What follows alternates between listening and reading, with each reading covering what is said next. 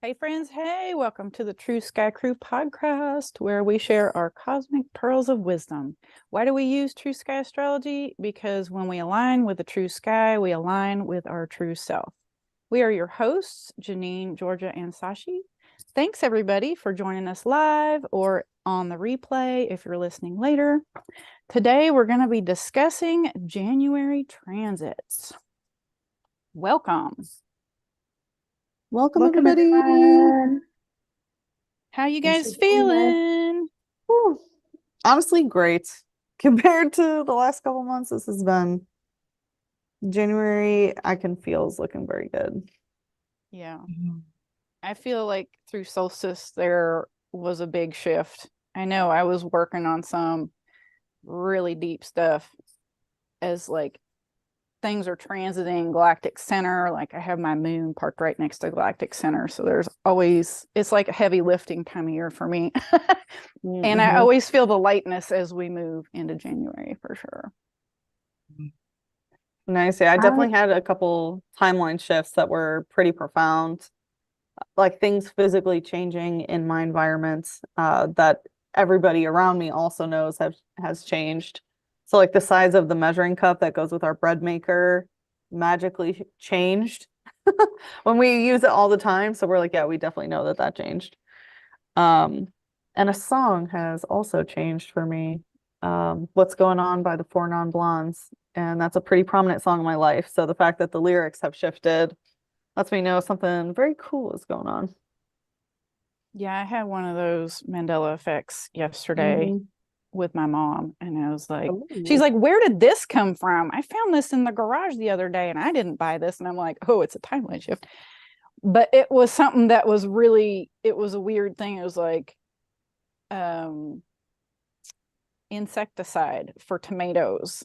And I'm like, there's so many layers of messages in it. It was called spectricide. And I'm like, oh, there's more work to do apparently. Oh, wow. Yeah. That's a little creepy. So still working on stuff, but we're getting there. Yeah, always.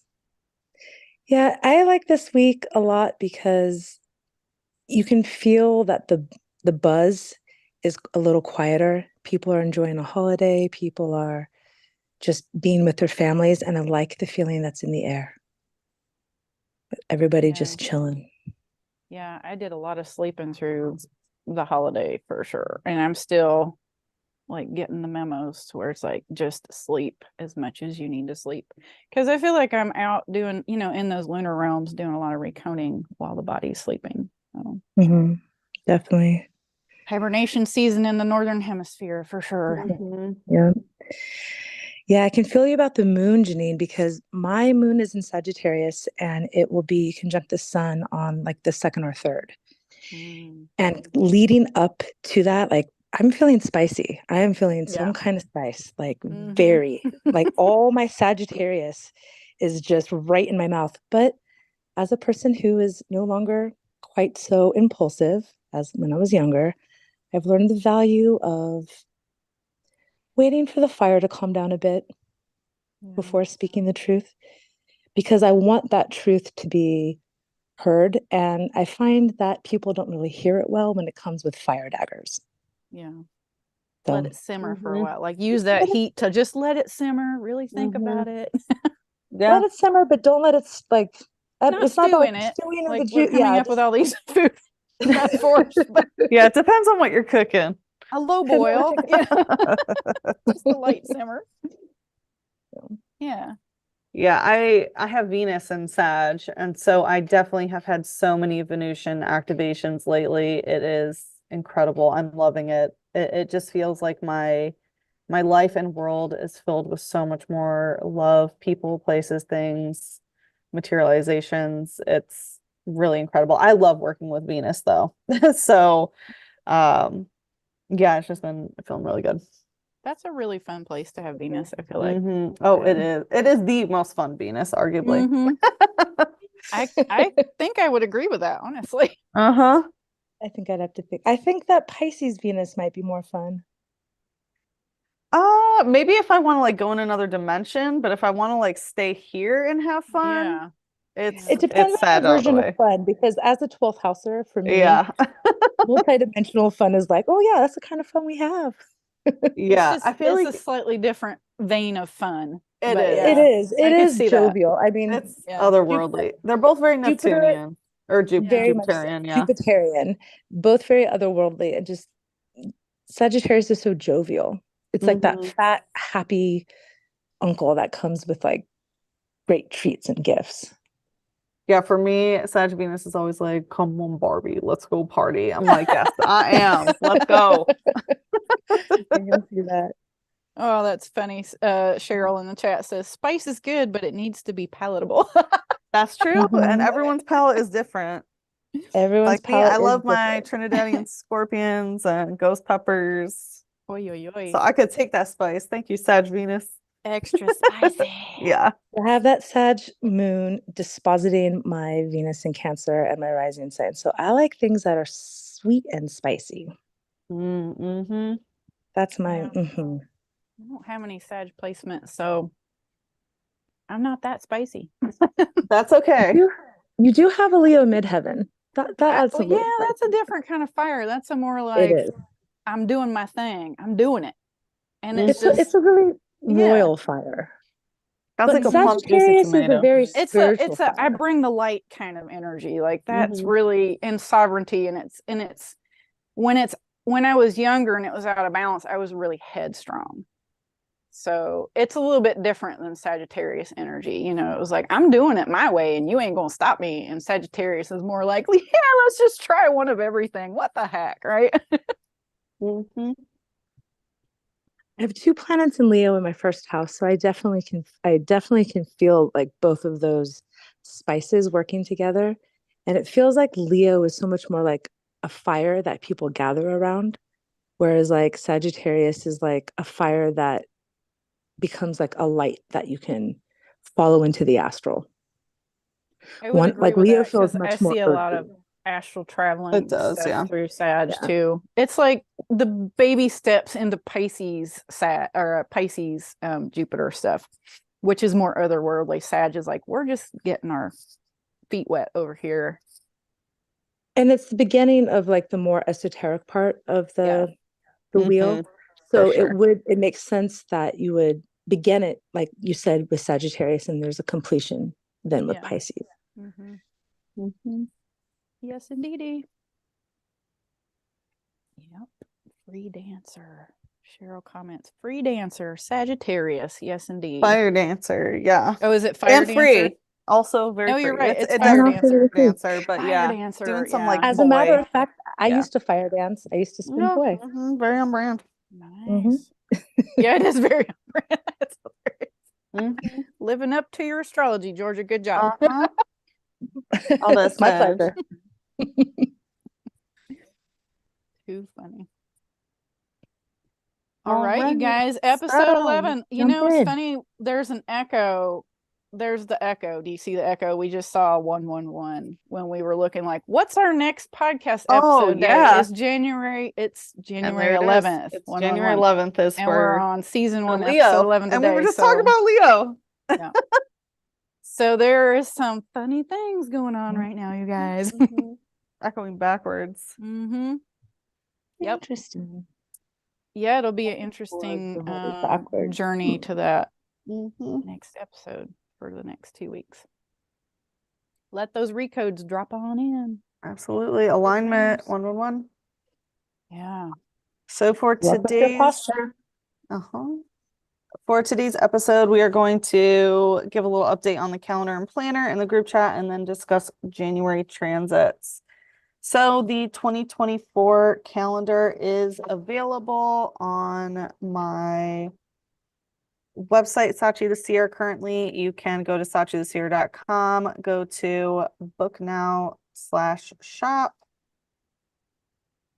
and the PDF calendar is available for immediate download. So when you make that purchase, you will get 2 copies. One is best to use on your phone or computer, and the other copy is best if you want to do your own printing. We also have the wall calendar that is available. When you purchase it, it will be shipped to you. They are currently in transit to me, and they will be shipped out to you on December 30th. approximately. That is when I'm receiving them from the printer. And then we also have our daily planner PDF, which is for the full year. So every single day gets its own page, front and back, of all the information: true sidereal chart wheel, true sky transit information, even more info. You can just go on the website and check it out. We went more into it on our last episode, but this daily planner is for those of you who are very serious about their astrological or astronomical journey, and it just gives so much in-depth information. Plus we have even more info for each new moon and full moon. We have some mantras and musings and flower essence for you so that you can utilize the power of the moon to your advantage. So if you are interested in doing that, the first 3 months of the PDF will be mailed to you by December 31st, and then the rest of the year will be emailed to you sometime before March 30th or 31st. So Yeah, that daily planner is freaking amazing. it really, Like, really is. I think people will be quite impressed. Yeah.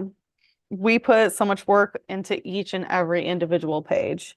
So, this year it's 366 days because of our leap day, or leap year.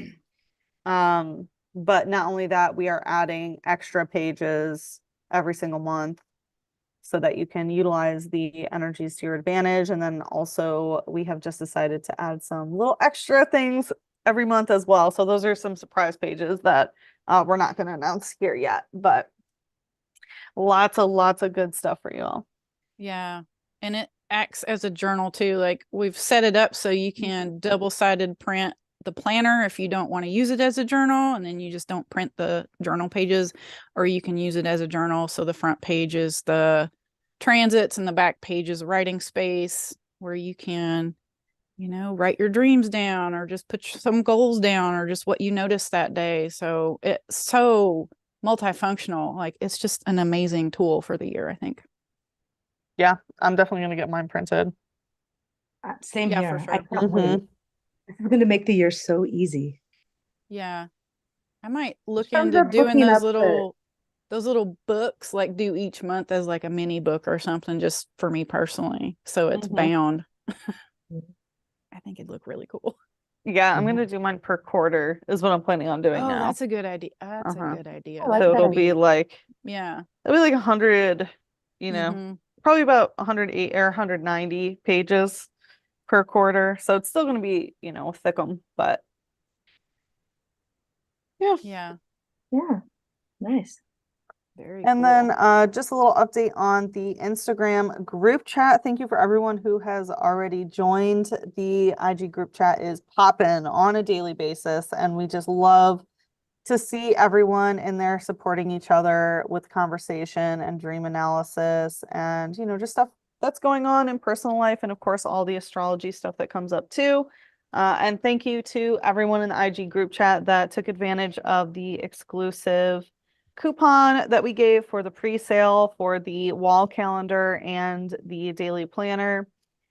We hope that you enjoy that little perk, and also in the future, when we start doing more things for the True Sky crew, those who are in the IG group chat will also get some exclusive promo codes. So just keep a lookout for those in the future as well.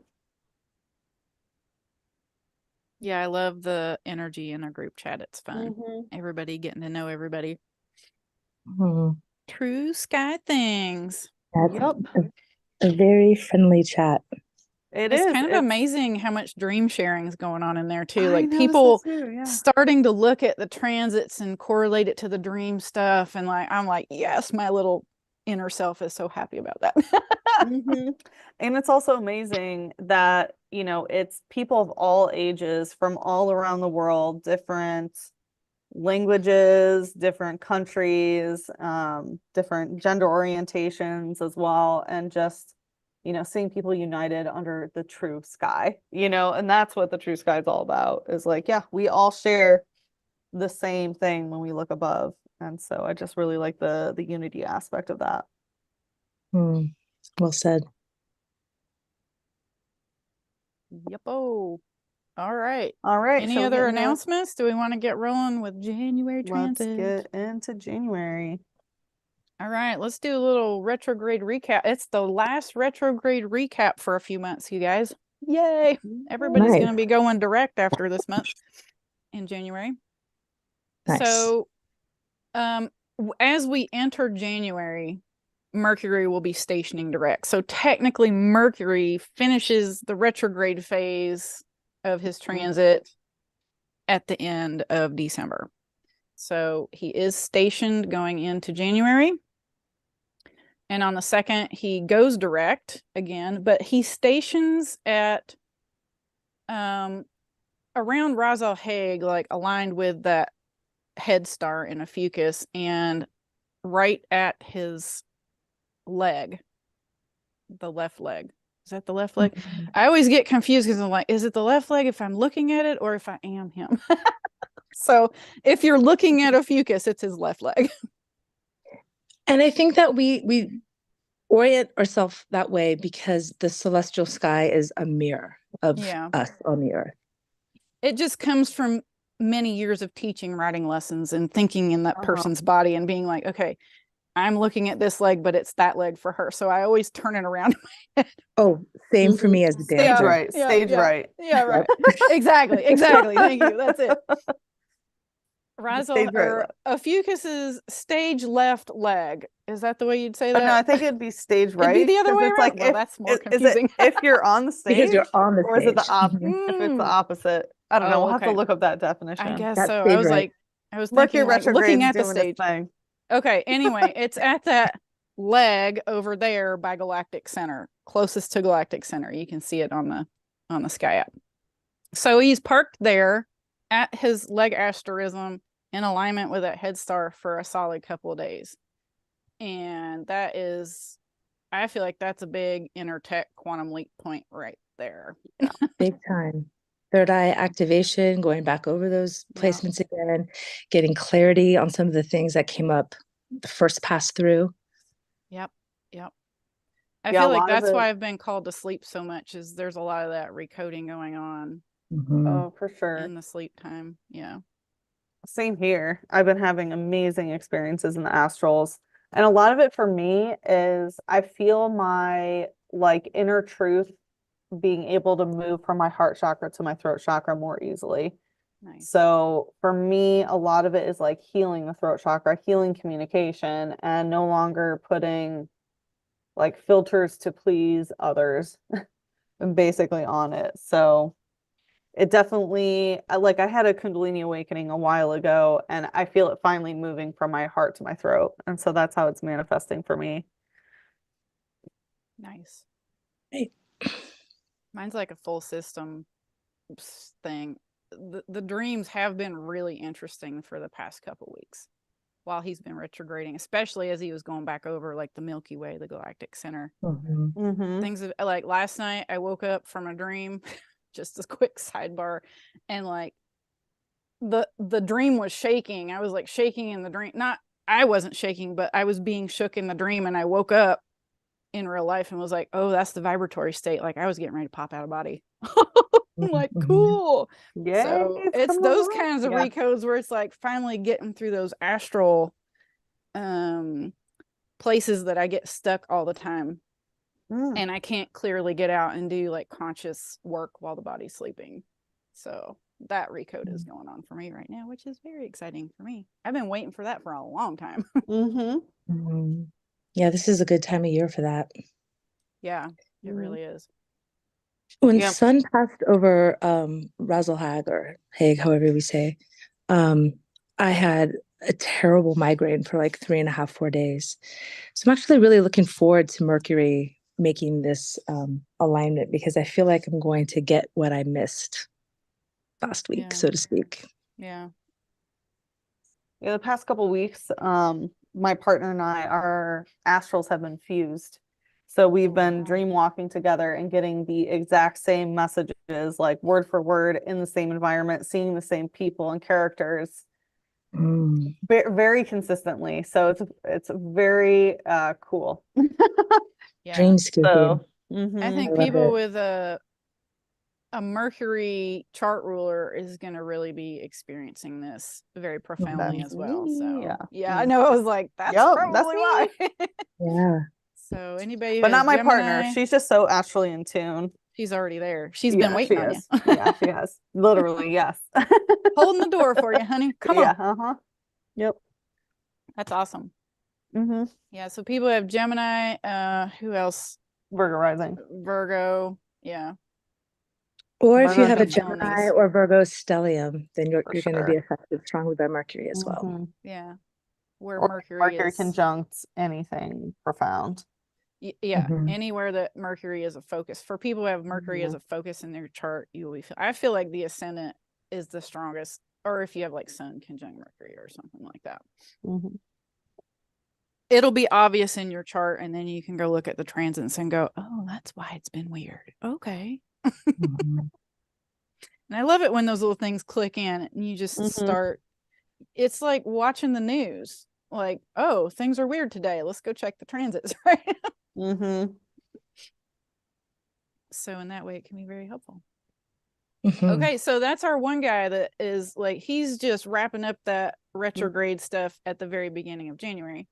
And then our other friend that is wrapping up a retrograde is Uranus. He will be stationing direct January 26th and 27th and go direct on the 27th Mhm. in the Aries Cetus void. There's our friend. So he's kind of more way below the ecliptic, which is really, he's kind of closer to Taurus. Oh, I forget that I always look at the green line like it's the ecliptic, and it's not. So interesting because in the IG group chat, there was someone who had the ecliptic, but they had the Spanish version of the exact same app that I use. And they showed me their settings. I have the exact same settings, but that is completely removed as a line item. So yeah, I need to email this company. Yeah. Mhm.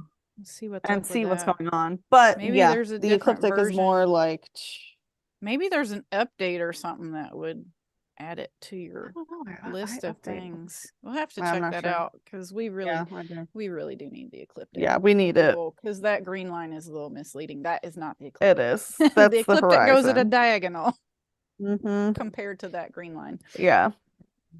And so ecliptically, it's closer to Taurus. Yeah. But with the asterism, it is closer to Aries. Yeah, technically it's still it's within Aries. Yeah. Aries Cetus void. Mhm. But very close to the back legs of the ram. Yeah. Mhm. So it's actually gonna stay. Uranus is gonna station really, really close to Bharani and Aries' tail, that bright star in his little tail there. Mhm. And it's also aligned with Rushba and Cassiopeia. So those two are in the same alignment. So there's like this Aries energy and Cassiopeia energy. He doesn't quite retrograde back over it before he stations, but he gets pretty close to aligning with it. And we all know Bharani is a pretty well-known Vedic astrology star. Has some interesting connotations. Nakshatra. Yeah. Interesting things, you know, it's considered the yoni. It's connected to the god of death. It's connected to some breeding program stuff when you look at it through its history. So it's for sure we know very much. So it's, you know, for sure we're going to be doing some womb healing and sexual healing when things happen in this area. And so with Uranus stationing direct here, it's like, okay, the genius floodgates get to start opening again, and it's like the lightning's going to start striking. So some big shifts are in the ready in these areas. Yeah, and I always associate Uranus with like the high tech of your body. So it can literally be clearing out some of those programs, those breeder programs, and that kind of weirdness that can come down through family lines, through the genetics. So I take it through like tech science and also through various class consciousness and how they like your Uranus's influence for me is like through strata, depending on what class consciousness one is a part of. but it's definitely the change maker for each class. Yeah, he's bringing liberation to that area for sure. Yeah. It doesn't mean it's fun or easy a lot of times. Sometimes it means there's a lot of cleanup work with Uranus. Like, you gotta learn to see things Oh, for differently. sure. Everyone knows you gotta clean Yeah. up and wipe Yeah. Uranus. Yeah, that's funny. It's at the ram's ass. Uranus is at the ram's ass. Yeah, there's some womb, So some yoni, cleanup on and, Uranus. and Uranus cleaning. You know, when lightning hits you in the ass, you're gonna have a little cleanup work. So. That's true. That's true. But it'll clear that stuff right on out. You know, I just had that thought though, like, because it just happened. I was like, but if it hits you in the right spot, it might not hurt. It might actually feel real good. That's true. It's that, you know, the Just saying. pain principle. It's funny, there's a Pikachu card that I have in a lot of my decks, and it talks about like when it puts its tail up, it sometimes gets struck by lightning in that pose. And so I always take that as, yeah, like very Uranus energy of like when your tail is positioned just right, you know, getting that electric shock. That gives you that the electric force is the masculine force too. So yes, so some big time sexual healing for both the masculine and the feminine here. For sure. Yeah, a lot of interesting things. And again, I think it's kind of a grace that he doesn't quite cross over that alignment fully. He kind of gets within a degree, really close, and then he's like, and that's good enough. And you know, because he's already been over it once. So yeah, because when Uranus like gets pretty darn close. Yeah, it is pretty close. When Uranus gets like in full swing of Taurus, it feels like there is going to just be a lot of like a reassessment of technology and science and innovation and things like that. It's really going to get a lot more earthy, and a lot of these tech companies that have kind of been doing whatever they want, there's going to be a lot more boundaries put on them, is what it feels like. Yeah. Flower power, baby. Yeah, that's right. And some major flower power. The major shifts to like how we relate to security, how we relate to creating like our value systems and beauty. It's going to be interesting. And you know, I think especially that based on Uranus, class. yes. And Uranus going through Taurus too might actually be bringing up some eating disorder stuff for some people as well. So it's also a good time to make some big shifts to what you're consuming and how. Yeah, how can you just get more in alignment with the natural world? Like, what changes Exactly. can you willingly make to edit out the technology that is harming your health and get more in tune with nature around you? So yeah, and also start thinking about that because it's coming. Yeah, exactly. Everything's written within us. Exactly. And it's like expanding what an eating disorder is. Like if you're sitting around drinking Mountain Dew, eating Cheetos, and you know, getting McDonald's, that is technically an eating disorder because you are causing disorder to your internal system because none of that is actual food. Exactly. You're eating processed chemicals, basically. So yeah, great time. Get your garden ready, everyone. Get your garden ready. Get some heritage seeds. Yeah. Yeah, and if you're not quite there, you know, with getting your hands in the dirt, it's like just make some better choices at the grocery store. It can be as simple as that. Pick organic foods, read your labels, like make sure you're not sending your energy and your money to the companies that are using pesticides, that kind of thing. Right, or destroying the funny world. with that synchro with my mom yesterday because it's like, oh look, that tourist stuff's already coming on in. Exactly. Yeah. You know, and go on you know, onlyfarmers.com. You know, you don't have to be single, but at least, you know, as a couple, making friends with your local farmers and doing some trades like, hey, I can do your taxes. Can you give me fresh eggs, you know, once a month or something like that? Let's get that real food, y'all. Get all the greens. Yeah. And you know, Uranus is a slow mover, so it's not about, he does create rapid changes. Fast. Yeah. He does, but it's like an inspiration thing. It's like, It's I a think I want to generational start eating thing. healthier and then Yeah, just it's a start generational taking the thing. practical steps towards it. So I would say that's true. But when another planet comes in contact with him, which they will pass through, that's when those it will boost him in It's such like a a way that powder will, keg moment that can yeah, it will be happen. like, Yeah. all right, it's gonna happen. Uh-huh. yeah, like Jupiter and Uranus will be conjunct again this year. So Jupiter, love that. Big Jupe. I know that. big changes. Big changes. So that Benevolent changes too with Jupiter. And Which uplifting. is, thank you, Jupiter. Mm-hmm. We appreciate you very Yeah, much. we appreciate you, Jupiter. You're awesome. Yeah. So start, asking for those, like, what can I change? Like, start making those, having those thought processes to allow, like, ask the quantum questions, right? Because you're just greasing the wheel for the aha moment to come in. And then Jupiter, when Jupiter does conjunct Uranus again, it's like, then it's go time. It's like literally like the things are going to be just flooding in, and you might make some big changes at that point. I do want to grow a garden, actually. Yeah. So it's a really good point to do the pre-work. It's like when you go to a class and you actually looked at the material ahead of time, how much more available you are to receive the information. That's really good advice. Yeah, and your professor will like you so much better. So and then they just automatically have in their mind, like, yeah, they're gonna get an A. They know what they're talking about. Yeah, you're working more as a colleague. Like when you're really interested, they look at you more as a colleague, like an equal versus this power discrepancy. So it's the same with the planets. The planets just are there to help you make attunements to things, work with them, not against them. Don't make them drag you through the transit. They will if they have to. You will get dragged.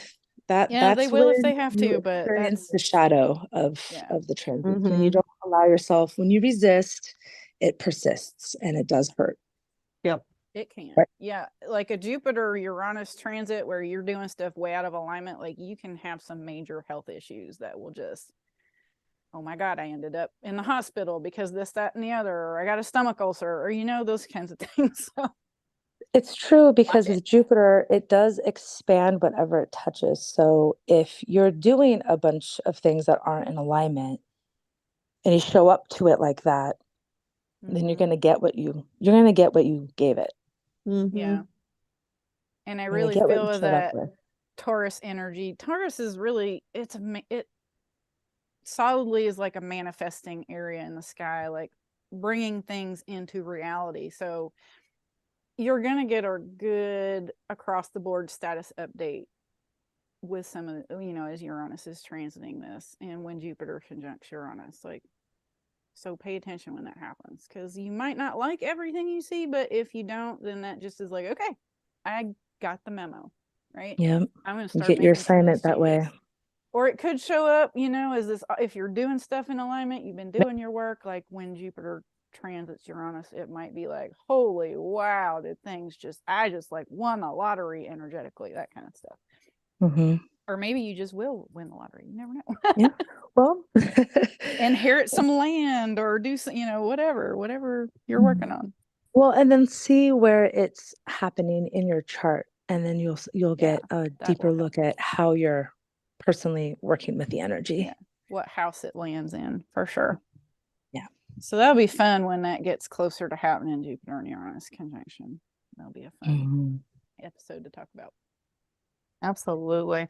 So that's it for our retrograde recap. After the 27th, everybody that is a planet is direct, and we get to cruise through a few months before the next wave of retrograde season comes back again. So great time to work on anything that you are trying to do. None of these celestial bodies are trying to get you to reassess. It's more like, move forward, move forward, move forward. Take everything you've learned and start going ahead with things. Yeah, it's the time to chop wood and carry water. Just do your task, do the thing. You're not having to stop and like go talk to God again about this and that. It's just do it. Yep. Make the beans and rice. I like it. So let's talk about the sun. Sun, we start the month off. Sun has officially moved into Sagittarius already. Yay. Fun time. It's just such a fun energy through Sagittarius. Everything gets a I little looser and agree. freer. And Oh, I've been having a blast. Yeah, Yep. I love it. So from the 1st of January to the 15th, the Sun is transiting Sagittarius proper. And then the 15th through the 24th, it starts cruising through the Sagittarius Capricornus void. So that's a fairly large void. Whereas between Ophiuchus and Sag is like a 1-day void. This void is much, much larger. So we're cruising through some quiet space for a little while. Probably to like let Even though everything, Pluto let the is dust in there, settle. so I wouldn't say quiet. That's quiet true. space That's necessarily, but Well, technically it would kind be of if Pluto wasn't there. there. if Pluto wasn't there, it would be quieter. Yeah, it would be. It's But it almost like to let the party zone simmer down before you get to work in Capricorn. Yeah, So it was like, all right, this gotta change. Time to get to work. Yeah. It's like some behind the scenes transformation, but it does feel like Pluto. I mean, I feel like Pluto's kind of simmering and brewing a little bit. And like we're gonna see the really big shifts once Pluto gets in that alignment with the first stars of Capricorn.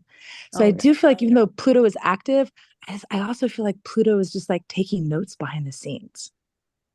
Oh yeah, he's just biding his time. He's waiting for that. He is ready for that Pluto alignment. return in December in 2024. It's gonna be, yeah. Y'all need to up your palate for spicy next December, because that is definitely a powder keg moment. Yeah. When it aligns, when Pluto aligns again with Altair and Aquila, and that Cygnus star that is also in alignment, Alberio, yeah, there's gonna be some fun stuff going on. Really big. I don't know that that coincides with the U.S. Pluto return. It does, yes. It does. Well, it's December 27th, so I mean it's conjunct. We'll have to see if that lines up with those fixed stars on that at that time. That'll be interesting because that is such an astral travel fixed star location. Like that will be kind of intense and interesting. So that Sun is in the void from the 15th to the 24th, and then from the 24th to February to the end of January, he's in Capricorn. Technically on February 1st he goes into a Capricorn Aquarius blend energy, but that is the 1st of February, but it's like right on the cusp at the end of January. So yeah, it's so interesting that like pure Capricornus energy actually is so small. It's it's just as small as true Scorpius. Yeah. And then it starts blending with Aquarius. Like looking at the sky this year this way has been so interesting for me personally, because I'm like, look, there's blends, there's voids. Like the energy reads so differently when you read the true sky without a midpoint thing. Because we have all this info in our calendars and our daily planners. So if you want this info on a daily basis, you got it. We got it for you. We went through every line item for the whole year. Like it's all in the planners and calendars. Yes, it is. It's amazing. So that's kind of the band of sky the Sun will be in for January. He does conjunct Pluto on the 20th of January. Not at any particular fixed star alignment. Just, I think that's enough. You can kind of see it is Pluto's going through. The alignment would go through Altair, or not Altair, Aquila constellation above. And I think it's kind of close to like Peacock, Pavo below, or it's going through Pavo, or it's close. Maybe it's going through Tucana. No, it's up more. You passed it. Oh, I did? Oh, okay. Yeah. Oh, the Phoenix? No. Wait, where am I? Where are you? Okay. Oh, the Peacock right here. Yeah, okay. It may be just out of range. Indus, maybe it's going through Indus. I don't have some of those fixed stars on the chart, but it looks like it's going through Indus as a constellation alignment. Interesting. Which I was going to say, it's interesting that Phoenix popped up because Sun conjunct Pluto, as someone who has this natally, definitely huge, huge ego, death, rebirth, Phoenix rising again from the ashes energy. So for any of you who are looking for some alchemical goodness, this transit would be great to work with. And if something, amazing, crazy, chaotic, whatever happens on this day, just write it out. Because Pluto is ultimately helping you shed some layers. Deep transformation. Deep. Definitely. To the solar self, to the true self, to your true light. Absolutely. So it's going to bring up,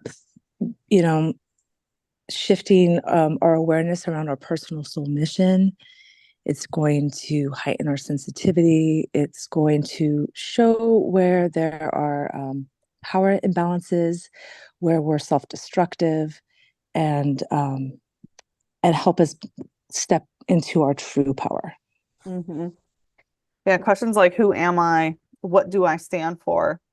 Those are going to be really big shifts with this conjunction, especially in this very interesting space between Sagittarius and Capricornus, because it's like Sagittarius is, belief system. It's like, what do I believe? How do I have fun? What are my philosophies, theologies, perspectives, etc.? And how does this actually materialize into Capricornus versus what I do? It's like what I think versus what I do, right? If you believe that you're abundant, do your actions actually show it? If you want to travel, does your workload allow you to do that sort of thing? So it's sort of the, immaterial into the material and how that philosophically, manifests materially into your life. You practice in what you preach. Exactly. Yeah. I tell people that you take the God substance that you interface with in Sagittarius and you create something with the sacred architecture of Capricorn. I love it. It into existence. So it's almost like the DNA and the RNA. It's like the God code and then the shifting that into like actual form, into like the protein expression. Yeah, right. It's like Capricornus is the protein. Like, is it there? Yeah. Is it being coded? Yeah. Yes. Yeah. It's interesting. I love that. That is such a great metaphor. Yeah. And when you look at Capricornus, like that sea goat, you can kind of see how it's like it's swimming from that crystalline liquid structure of the DNA and like literally creating form as it starts to walk up the mountain in the goat aspect. Yeah, I love that. And it totally makes sense in terms of like the plasma that holds us all together. Yeah, like the crystalline plasma aspect of influencing genetic expression. Yeah, there's a lot of epigenetics in Capricornus. Right? I love it. Yeah. Like the lattice. I feel it. Like that it's climbing up the lattice, the plasmic lattice, the sea goat. Yeah. And also the dragon. Transporter, RNA, proteins, like yeah, love it. Exactly. Yeah. So as far as fixed stars go for the sun, January 6th, sun will align with Vega in Lyra. That's going to be a big old day, y'all. Oh yeah, that's like January also an 6th. anniversary for some people. So in Vega's way up off the ecliptic. Yeah, it's way up there. So it's in Lyra constellation. So the sun will be opposite Sirius. So there's Sirius Lyra Stargate things around that day. Like if you're from a Syrian lineage or Sirius is predominant in your chart with planetary placements or whatever, like you're going to be feeling that transit. You're probably going to be doing a lot of Stargate recoding or traveling through Stargates or whatever your specialty is. So that's definitely a power day, is the 6th with that. And then sun will also align with Altair, which I call the astral zoom room in Aquila constellation, on the 22nd of January. So not far past the Pluto sun conjunction. Yeah. See, I think that one is really interesting too. I was looking at some information a while back about Altair, and it's the place where a treaty occurred that was supposed to be like between the Guardians and the Reptilians, just to create a peace, but it was actually a trick to create more time for like military strategy and recruitment. And so this was a place where there was like a big rift in power, and it was like connected with the Lyran Wars. So I really see the Sun Pluto conjunction, especially just like right before the Sun at Altair placement, also a huge power transfer in like making new agreements that personally empower you and like really taking our power back, especially from the masculine, because like Altair is a very masculine planet. Mm-hmm. Yeah, Eagle, eagle the spirit. one who sees from above, right? That's why it's connected to the astrals. And y'all know that going out, people who have the capacity to go out and do astral work, the play out on the 3D level is like tenfold. So that the treaty, the thing you were looking up, probably had to do with like keep them in lockdown mode, keep them in 3D mode as long as possible, because if they start going and doing the astral group work, it's game on for them and it's game off for us. So it feels, it's interesting that that military component came in there, because I can see that, you know, with the timing of the US Pluto return stuff. Like, Right? Yeah, it is It's- interesting that Pluto is, because it ends up being like here. So it's conjunct with Altair. So that's how Eagle Spirit has basically been hijacked. Yeah. Which are not very graceful birds. They're actually known for stealing other birds' like prey out of their mouth. That's like typically how they like to hunt. They're lazy hunters is what they're known for, which but Eagle Spirit also as an emanation of Scorpius is very interesting, especially because Pluto is here. So a lot of people are going to be able to see things from higher perspectives. Yeah. You know, from that eagle eye, which is, you know, from above, but also able to zoom in, just like an eagle can sort of zoom in on its prey if it wants to. But again, also recognizing, hey, there's an easier way of hunting, right? Yeah. Like taking the hunt from someone else, for We're just example. going to take your energy. We're going to take the Exactly. thing you work so hard for. Yeah, there's a lot of that. There can also be like negative remote viewing. Like Pluto here is like, it's time to clean that up. Yes. That's got to go Remote bye-bye. viewing for sure. Remote viewing timelines for shenanigans purposes. Like that's part of this job with Pluto here for sure. And in Pokemon, Altair, there's actually a Pokemon called Altair. Are you serious? And it's so an funny. angelic cloud bird that is known for singing soprano. It's very interesting that Lyria is there too, which I always take as like, you know, aspects of music and things like that. So Absolutely. yeah, I get a lot more high vibrational stuff through the Pokeverse when it comes to Altair, just because it represents like angelic, divine, like high vibrational light and music codes. See, I think that would be its like the true encryption and the reason why it was used. Like for instance, this is the same like eagle that is on the money. That was the eagle of Rome. Yeah. So this also is interesting to me because I'm like, man, this really is, to me, I see like, oh, money systems are going to completely shift. It's time. Oh yeah, for sure. Yeah. It's and so with Uranus moving into Taurus, it needs to get more real, you know, not crypto, not all this electronic stuff that takes it another level out of the tangible realm. It needs to be a different way of thinking about exchange for sure. Again, so get your garden ready, people. I'm really grateful that Uranus is moving into Taurus. I'm like, we need sure. We do. Yeah, we do. we do. I feel like that's as a society. A good thing. Actual value. Yeah. What is creating actual value? Yeah. And whatever's not, Uranus is going to show you that hardcore. It's gonna shake the shit out of it and be like, this is not in alignment. It is not gonna stick around. It really is.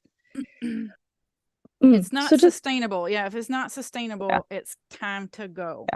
Oh, yes. And sustainable with the earth. I mean, which is what sustainable really is. So sustainable to our mother planet. For sure. So and just something I wanted to with the sun just touch on. The sun also in the beginning of the month It will join the fixed star. I don't know how to say this one. Noonkai. Do either of you have a In pronunciation? Sag, Oh, Yeah, inside I would call it right here. Noonki. Noonki. Nookie. It's the star of the proclamation of the sea, and it's the first star of what is called the celestial sea. Hmm. So again, this is like where we see that Sagittarius is like the beginning of the esoteric signs of the Oh, that's interesting because it's at the edge of the Milky Way, the right. celestial sea. And so like Ptolemy said that this area was the area that God speaks through, and that it's considered very good luck, and it's connected with Jupiter. So I just thought that was kind of interesting. It pronounces psychic abilities, gives a person like the ability to see through water. And actually says if you're born on a full moon with this star, that it's very good luck, and I actually am. So I thought that was a really cool Oh, thing to nice. find today. That is Oh, I know. cool. Very nice.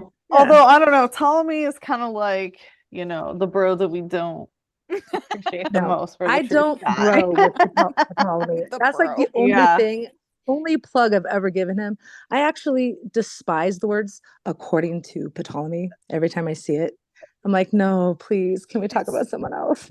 it's so weird because it's not here anymore. It must have gotten rid of it in the update. But actually, like Ptolemy's clusters in Scorpius's stinger. It's like right here somewhere. I was like, yeah, of course it would be in the most like, I know this place in the zodiac. Mm-hmm. potent, Uh-huh. Very. Yeah. for better or for worse, right? Yes. All right, you guys ready to move to the moon? I Let's realize do some- we're an hour in. Yeah, let's do some moon All right, stuff. let's do some Let's moon. chug. Chug along. Okay, we'll go with the new moon. New moon in Sag on January 11th is the first. That's the Moon 111 phase thing. portal that we were talking That's about. Mhm. 111 portal. It's the tell the truth on yourself moon. Mm-hmm. Yeah, it's a new moon, Tell so the it's truth on starting. yourself. It's starting a whole lunar cycle where that overtone of energy travels with us for the whole lunar cycle. So Mhm. 111 hanging out with us all month. Nice. Alignment. So you can see where he's hanging out there in Sag, or she, whatever. The moon and the sun, it's both. There is, as far as aspects go, there's quite a few. There's a sextile to Neptune and Pisces, who's Do you want hanging to pull up out. your? No, I don't have it No. ready. Okay. All right. That's fine. It's fine. Just go ahead and say it then. Yeah. Y'all can look up a new moon chart and follow along. Or y'all can have the daily or you planner can- and see yeah. that info for yourself. Yeah. That's right. Follow along in the daily planner. Yay. Mhm. So Neptune's hanging out relatively close to Zeta Reticulum and Marcab, which fall in the same alignment. Marcab is in Pegasus. Obviously, Zeta Reticulum is in Reticulum constellation, but that's such an interesting star because it's, and the story's connected to the Greys. So Mhm. hanging out there, there's a sextile, so there's an opportunity, open doorways to work on spiritual stuff for DNA recodes, recoding. I think we talked about this a lot last month. That energy feels like We did. opportunities to clear out moon chain lineages, do DNA work through spiritual routes, that kind of thing. So do your breath work, do your kriyas, do whatever it is you know how to do that's woo-woo to upgrade your connection in the spiritual realms. Opportunities will present. Say yes. There's a T-square to the nodes. So North Node in Pisces, really close to Andromeda Galaxy, about 2 to 3 degrees from Andromeda Galaxy. South Node is in Virgo, moving away from Arcturus and Spica. So that's an interesting T-square because it's a little bit tense. It feels like, trying to make some changes there, but you're probably going to need to let a lot of stuff surface to see a bigger picture and then make some different choices with your life path stuff. There's also a square to Chiron because the North Node is in proximity to Chiron. So that one's closer to Saturata in Andromeda, Chiron is. But they're all direct. Well, the nodes are never direct, but Chiron is direct now. So feels like you might have different choices to make with some stuff, working on some soul wound stuff. but connected to Andromeda type energy as a fixed star alignment goes. And you know, the North Node's also really connected to some high vibe Andromeda galaxy energy within a few degrees, so it does feel like there's still tumults going on through Andromeda portals and things like that. So we'll have that going with us for the whole lunar cycle as well, just to keep that in mind. There is a trine to Uranus retrograde in Aries Cetus void very close to Barani, so there comes that shift, right? We're still in retrograde at the time of the new moon, so time to you know, keep reevaluating, make changes, things like that. And do the work, cut cords where you need to. Yeah. And my favorite challenging aspect in conjunct, and this one's a tough one, to Black Moon Lilith retrograde in Leo. So there will be sovereignty challenges for sure. It could come through your own personal expression. Again, like Georgia said before, check in what area of the chart that Black Moon Lilith is in for the new moon to see what house it's sitting in to get an overtone of where you're working on that. But that one feels a little sassy right there. That's a lot. That's a lot of aspects. That is a lot, yeah. That Sag Leo spice that keeps showing itself. Yeah. I think the saving grace too is like Sag is going to help you just dance it out, right? How to like high vibe it, how to be like, hey, let's try some new stuff. Like, okay, that's not working. Let's go over here. Let's try this. Let's talk to some people. Let's go be gregarious and do some new things. So I think it's like, this is going to be hard, but how can we make it fun? How can we make it fun? How can we make doing our rituals every day, our Kriyas fun? Yeah. There's a lot of mutable energy, so it will help with that kind of stuck, fixed Leo energy that can happen. So it will help with like you were saying, with that levity, with that, like, let's dance it out. Let's have some fun. Let's see it in a new light. It could also be a very big month for really taking a hard look at your limiting beliefs. Get in the mirror and do mirror work this month and be like, I can do anything I like. I am doing it, because when you get to Capricorn, it's going to be rubber meets the road, right? It's like, now I'm going to do it. So. Exactly. And that's what I mean by tell the truth on yourself. Like, look in the mirror, say the things that you know you need to say. Like, stop fucking around so that you can actually be of use, which will happen in Capricorn. Yeah. If you can expand your point of view on things through this lunar cycle, it is going to be amazing. You know, just start thinking from a bigger zoomed out perspective. Like, if it's coming through, say, fourth house, like home and family, can you zoom out and put yourself in that family member's shoes that maybe there's tension with? Can you be like, how's this person looking at it? And how can I make a choice that's different than what I would normally do based on understanding from a greater point of view, right? So it can be as simple as that. Just allow yourself to zoom out. But it can also be by shaking up your routines, doing things fun, maybe take a road trip. Sagittarius is famous for long distance travel. So that's a great way to bring new experiences in, to play with synchronicity, go on a road trip. Have some fun. It's a really great way to meet parts of yourself that you don't possibly have opportunity to meet otherwise. Also, go for a hike. Sagittarius needs to move their legs. It's the thighs. It's like Sagittarius gets so much inspiration from going outside, and almost needs to go hiking more than any other sign. Yeah, that's great advice. Trot around. Trot around. Go trot around. Gotta trot around. Get yourself trotting. That's hilarious. And we also have tons of, suggestions and things for this new moon in our daily planner as well.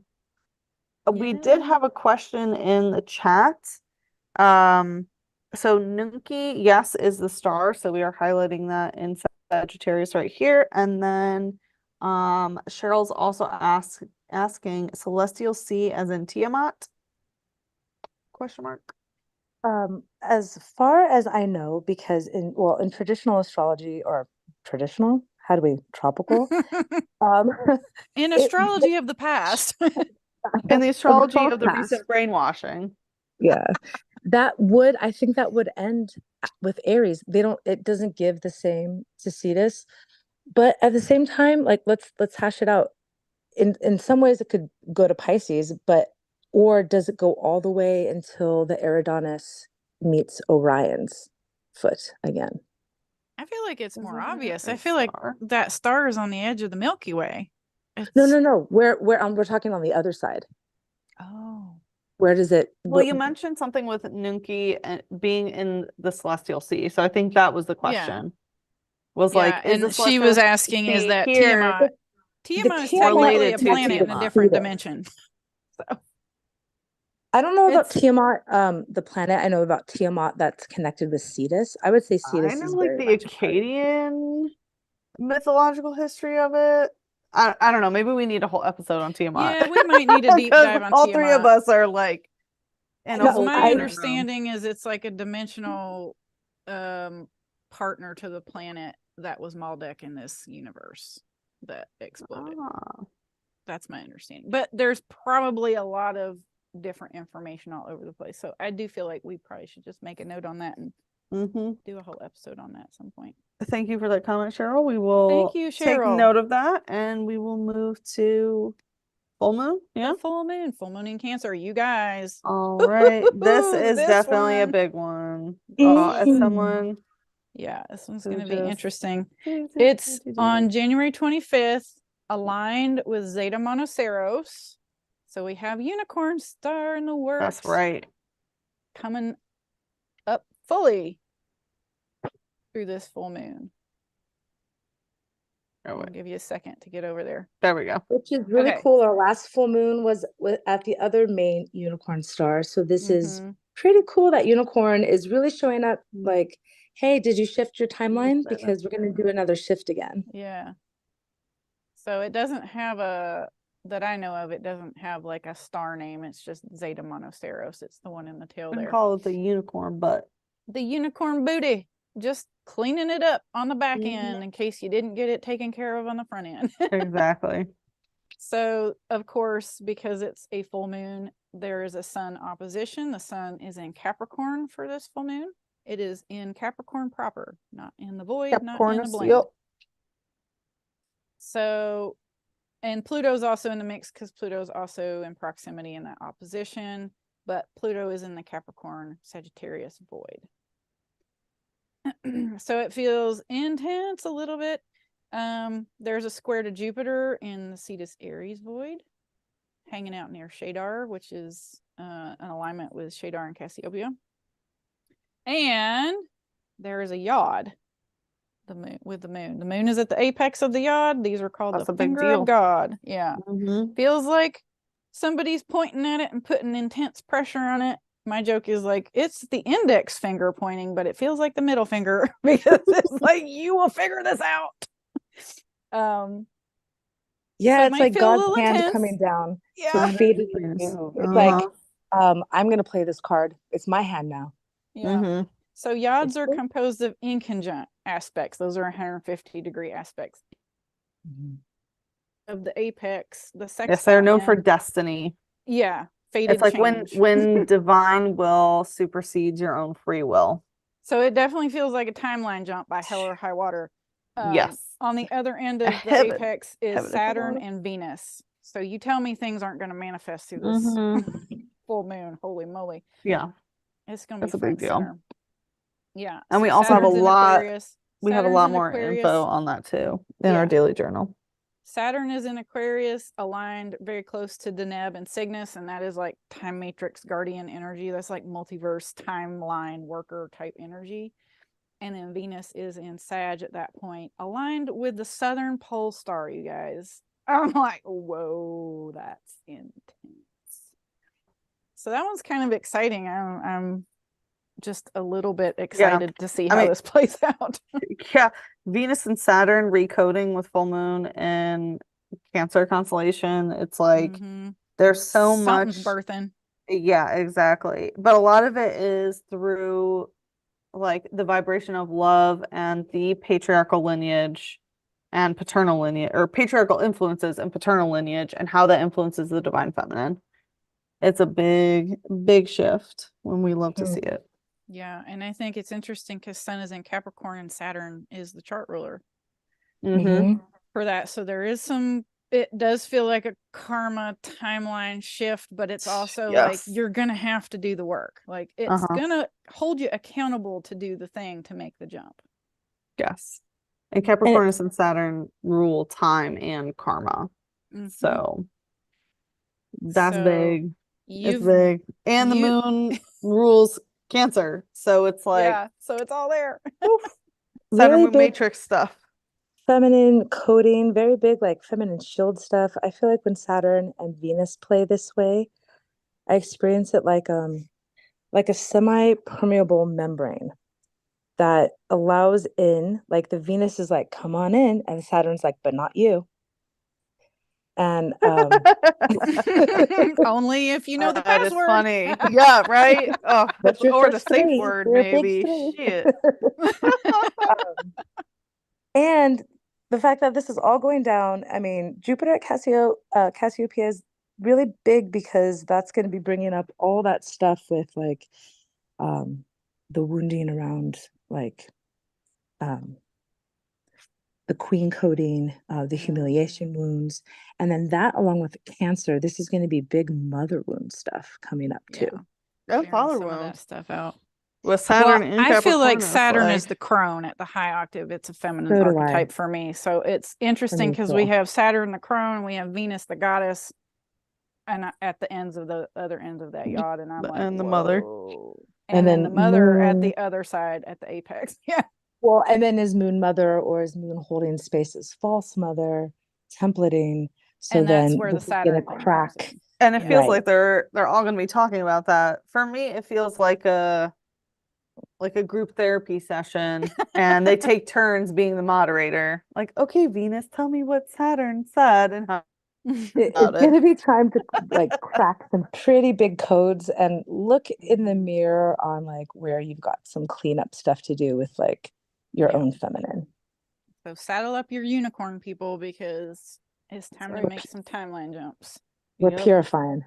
Oh, I love working with the unicorns. Yeah. They're amazing. Yeah, I had a funny synchro the other day with Saturn, so that's why I'm really interested to see how this plays out, because I feel like I am going through I'm really close to going through my Chiron return and like karmic release stuff, and I had this synchro the other day on a license plate, and it must have been the dealer, but it said Crone in, and I was like, oh, we're integrating Saturn. I'm like, this is exciting. And Crone, it sounds like Chiron too. It could be. Oh, it could be. Yeah, totally. that does. It's interesting. I just saw it was on a Cards Against Humanity like expansion set, and it was Kronos, that picture of like Kronos eating his child. I just saw that yesterday, so very interesting to get that Saturn code. Yeah, and I guess I should clarify, like, I do feel like there are masculine aspects of Saturn, but I feel like as the direct planetary expression, like where Saturn sits in a chart, it's feminine opposition. Like if it's a ghost point or whatever's opposite Saturn in the chart is a masculine expression. And I've learned this for all the planets. It's like the direct expression is one gender, the opposition of it on the other side of the chart has the opposite polarity. Because I've seen it in my dream stuff. And I'm like, oh, there is masculine Saturn. Oh, that's who that character was. Okay. So all the planets express both gender. It's just one gender expresses through the planet itself, and then the other gender expresses through the opposition in your chart. So that's interesting to note. Yeah. I like that. I have met multiple planetary expressions in different genders. Yeah. So I totally understand what you're saying. And I'm always looking for the archetype. Like some of them are, you integrating yourself in the dream. Some of them are ancestors. There's various characters, but when the planetary archetypes show up, it's a different kind of dream. Like, there's something different about it. And those are the characters you want to go through the list, like the understanding of the quote unquote personality of the planet and go, which one was that? Because they'll be there. And it's fun when you start realizing you're dreaming with the planets.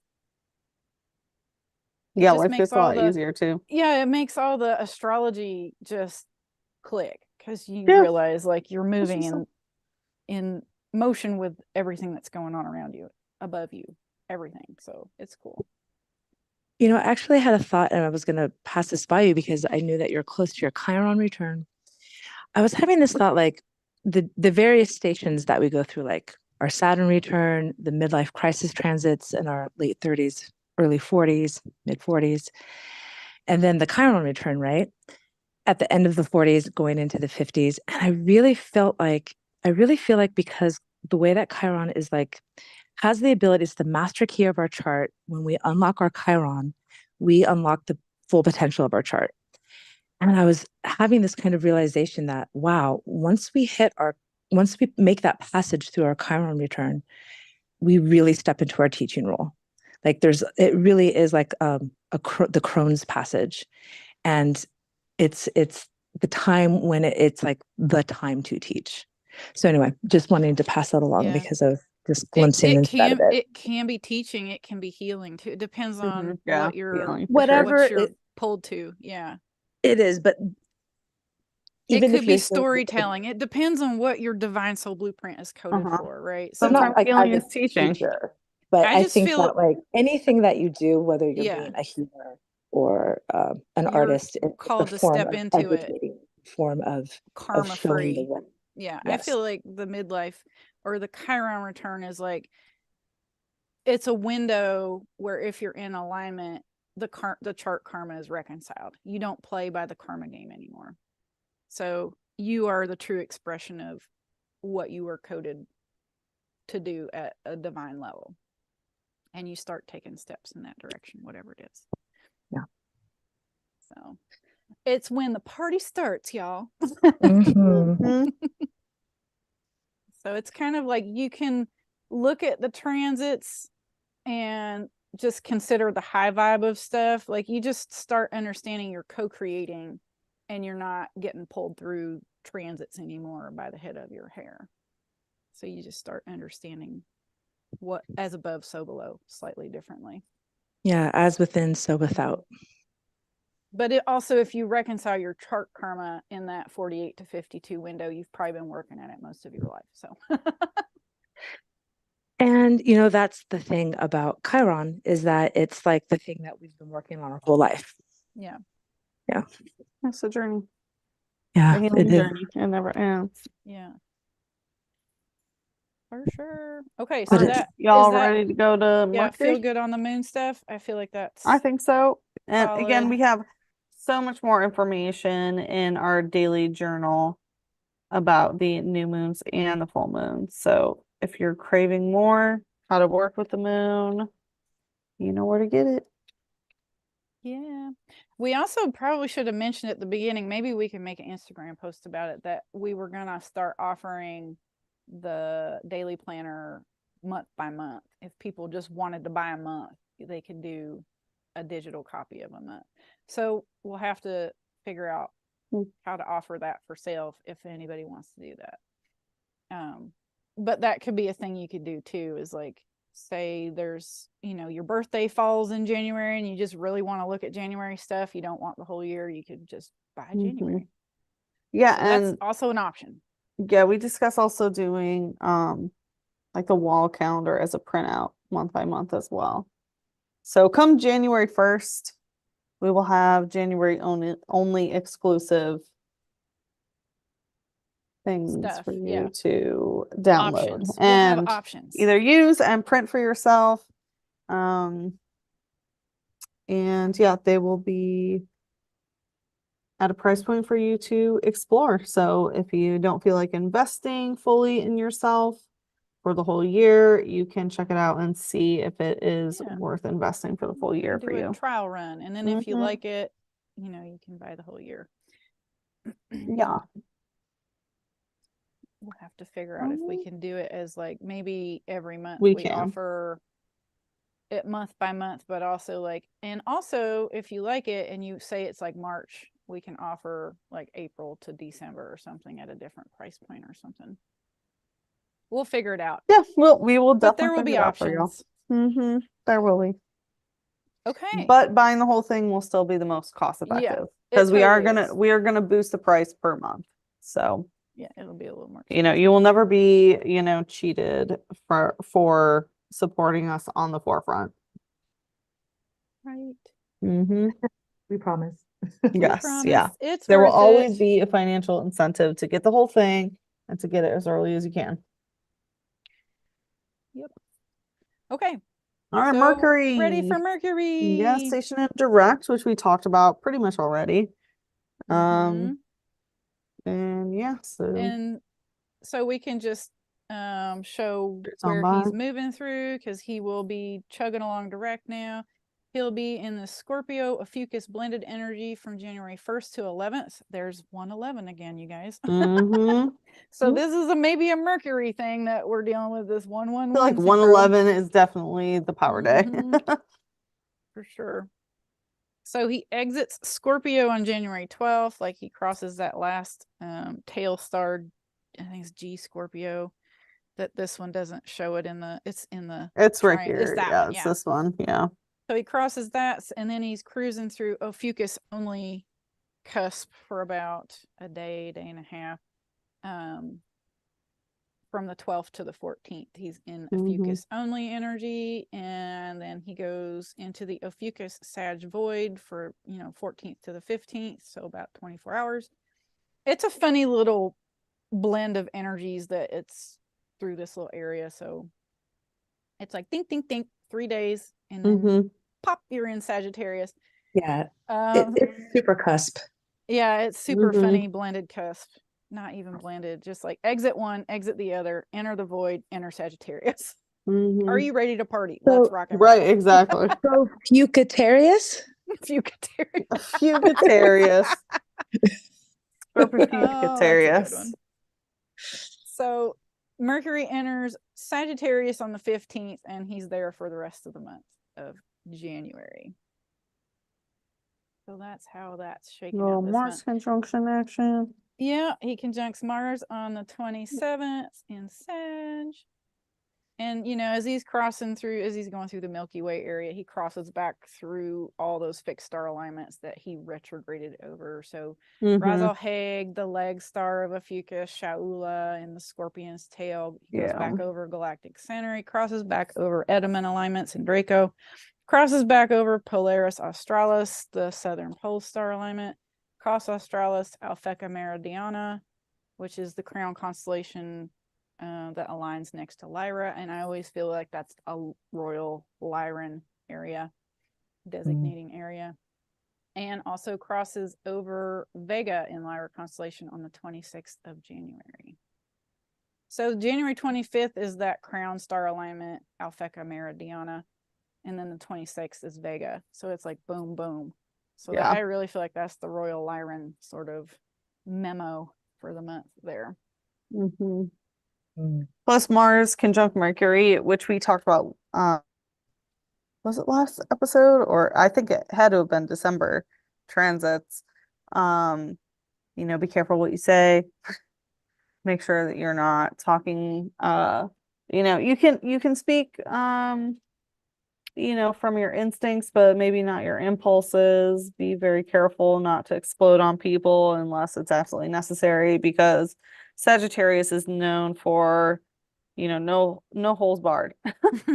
So with Mercury and Mars both in Sagittarius, you can definitely have a lot of fun, but any time that Mercury and Mars are in conjunct, or not in conjunct, in conjunction, you always want to make sure that your actions and words align, because if not, your material reality can materialize in some not so great ways. So watch your throat chakra, watch your actions, but also a really great time to, speak passionately about something that you're interested in. That's a good way to say it. Speak passionately, don't shit talk. Exactly. Yeah.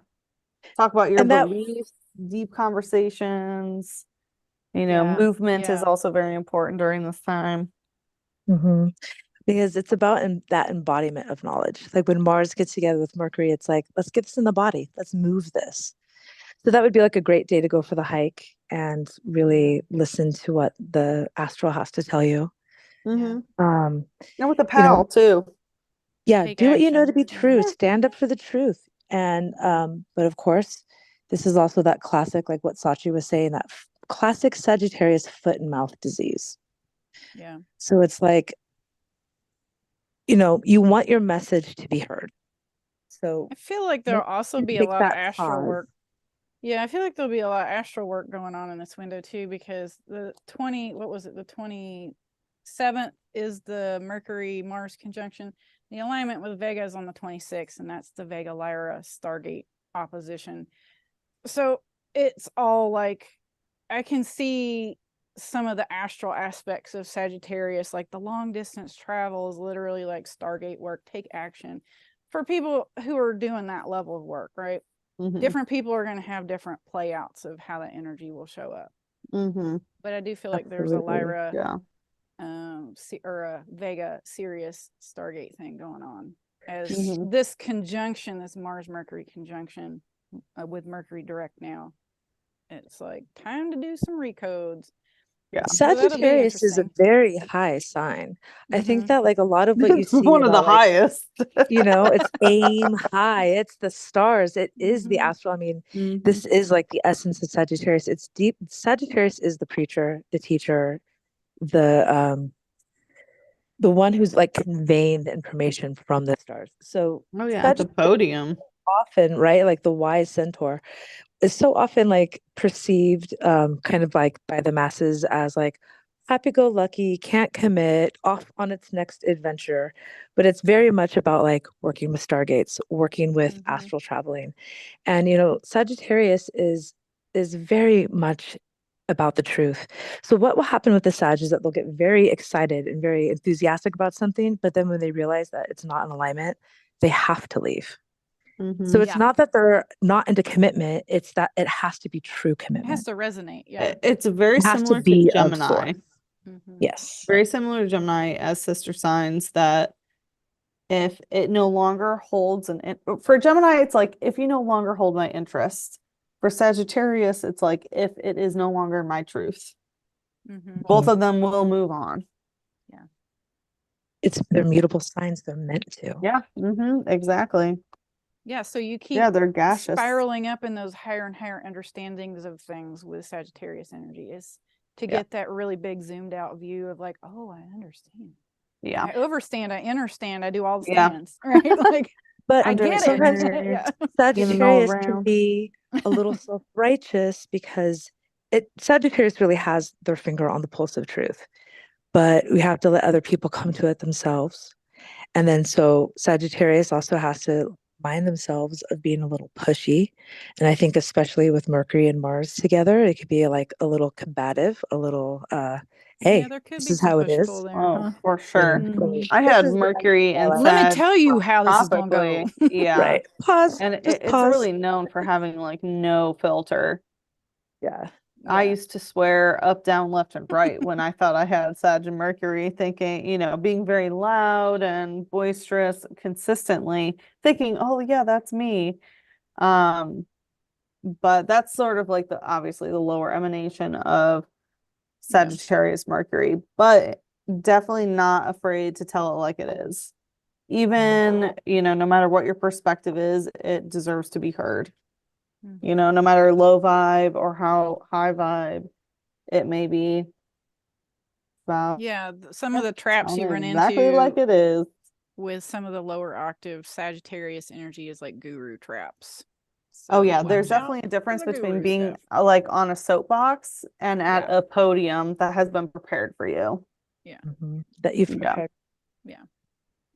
So stay humble, be in alignment. It's not even about being Yeah. humble. Yeah, I no, mean, humble's a terrible word. it can be. It just be authentic Be and just authentic, yeah. be in alignment with truth. That's it.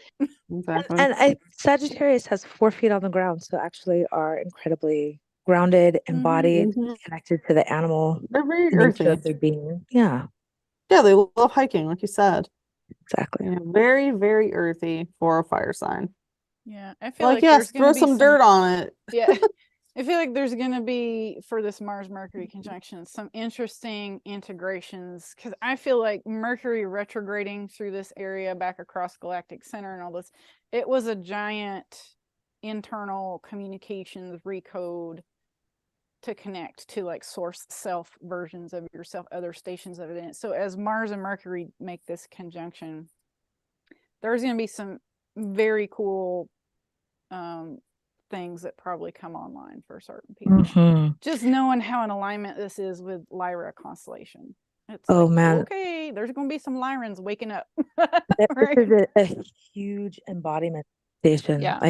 Like this is going to be people able to really create higher stations of identity and really pull that into the present here and now. Oh, I can hear my higher self now. Oh, I'm astral traveling on the regular now without even trying. It's all coming through that Mercury retrograde dropping in at this point. And you'll be able my to body probably take feels some lighter. action. Yeah, take some different kinds of action. Mars. Doorways will open in interesting ways when you can hear that guidance and When be you in have the tune with those key. other dimensions. And so that's the thing too about all of this is opportunity. Sagittarius brings a lot of opportunity. So True. Yeah. answer Expansion. the doors. Answer the knock. Yeah. Well, peep through the people. Well, that's the thing, because we're using our But yeah, exactly. Yeah. So yes, the yeses Take a come peep and and no. then immediately whatever you feel, do it. For sure. Nice. So I think that's going to be a fun month for Mercury. Oh, definitely. I love Mercury. We're going to see some of the play out of the retrograde recoding stuff, and I think for some people they'll have some fun stuff come online. Okay, anything else y'all want to throw in the hat on Mr. Mercury? Do you want to do the fixed stars? Or are we good? I ran through them. There's so many of them. Like he moves so fast. Okay. He's just passing back over everything he went retrograde over, basically. Which is in our December episode. So that would be episode 9. I did not catch that. Yeah, you can, if you want more details, you can buy the planner or listen to episode 9. We went over it at length in the last yeah, we really did. All right, so let's talk about move on to Venus. Venus. Lady Venus. Okay, so there's some Scorpios. There she is. She enters January 1, Scorpio Ophiuchus blend through the Scorpio asterisms. Now, Yed prior alignment in Ophiuchus is like 6 hours before Venus for any planet crosses through an alignment with Scorpio. I think it's Graphias that is the front star. Desheba. No, it's Desheba. Well, yes. But it goes through the asterism. Yeah, asterism the same time versus... that it's crossing, it's already in Ophiuchus by the time it crosses the asterism. So it's more intensely Scorpio at this point, but it's still a blend. But this is like that threshold that Georgia describes it as, like that membrane that you're popping through, that scorpionic membrane at this point. So the first is a very intense day for Venus. Venus ruled people, that kind of stuff. It should be fairly interesting. She's in the Scorpio Ophiuchus blended energy from January 1st to the 21st. So most of the month. She exits that Scorpio cusp on the 22nd. So she'll be in Ophiuchus only energy on the 22nd. On the 23rd and 24th, she's in the Ophiuchus Sagittarius void. And then on the 24th, she enters Sagittarius and is there for the rest of the month of January. So she's trucking across a couple of interesting spots, like that Scorpio asterism, and then, she'll be moving across the Milky Way as well. So super healing time for the vibration of love and figuring out, people, places, things. What do you love? Who do you love? Who is getting you out of that vibration of unconditional love? Anything poisonous that needs to be transmuted is definitely going to pop up this month. Yeah. She's like following behind everybody that's already done that in the last month and a half. So like the last pass, Venus is making the last pass across this intense part of the sky. So we're going to be integrating all of this through Venus because Venus is really like our integration planet. Yeah. So this is also going to be like, I know I bring up sex a lot, but it is going to be a sexy time. I mean, we are sexual beings, so it's natural. Yeah. But definitely with Venus moving through these stars, it's definitely going to bring up these themes. Yeah. It could bring up some interesting Kundalini stuff for some people. I'm looking forward to it.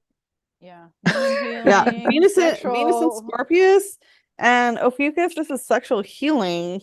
Yeah. This is like, So, I if love you it. have a partner, practice tantra with them, not the weird kinky stuff, the legit energy You could do practice that of, too if you of want. circulating your microcosmic orbit with a partner while you're having intimate relations. Like, you can make some serious quantum leaps when you do the Kriya work with a partner. So I can see Absolutely. that. Or if you don't have a Tantra partner, still do your microcosmic orbit practice. You can do with get in the yourself. body. Yeah. You can do Honestly, it with in a yourself. mirror, if you really want, you could just bounce it off true. yourself. I don't recommend that in Tantra, but if that's the only thing you feel comfortable doing. It's interesting because my partner and I had met a gentleman who was talking about a Tantra workshop that he went to in Austin, Texas. And they were paired up, and it was the first time he was ever paired up tantrically with a gentleman. And they were, guided through X, Y, and Z, and then just asked to stare into each other's eyes for like an hour and a half. And then the guide asked them to, okay, now feel this emotion. And, it started with like joy, happiness, things like that. And then it moved to like sadness, betrayal, and just being able to exchange those emotions, like heal them. Yeah. Was just a very powerful experience. In a safe environment. Yeah, in a safe, so safe and exactly, right. You go in with that intention. So it's not like some weird, I don't know, DMing you on Instagram saying, hey, blah, blah, blah. So yeah, obviously you want to be careful who you're exchanging your sexual energy with, but definitely a great time for sexual healing, and Tantra is a great way to do that. Yeah, and I love how Georgia also describes it this way, like Ophiuchus is like healing the orgasm. Like as it crosses the galactic center, it's that kind of rebirthing to your chi and your kundalini. So, you can do breath work and bring yourself to an orgasm. It's experiment with that kind of body-centered stuff. Yes. And just embodying that. Embodying a state of like like eroticism as a state of being. So it doesn't even have to be like about sex per se or orgasm, but just really embodying your complete sensuality. So this can also be a time to play in the mirror, play dress up, like play with different aspects of your personality that want to come through that are a little bit more playful, a little bit more dark, a little bit more sexual, and just and let yourself like see what wants to like come back to life a little bit inside of you. I think these parts we've numbed out. We've been brainwashed and covered up with like these false seductress templates that are just so disgusting and black gooey. And so this is also an opportunity to reclaim that dark feminine and to like take back our sacred sensuality that isn't for anybody other than ourselves as well. Yeah.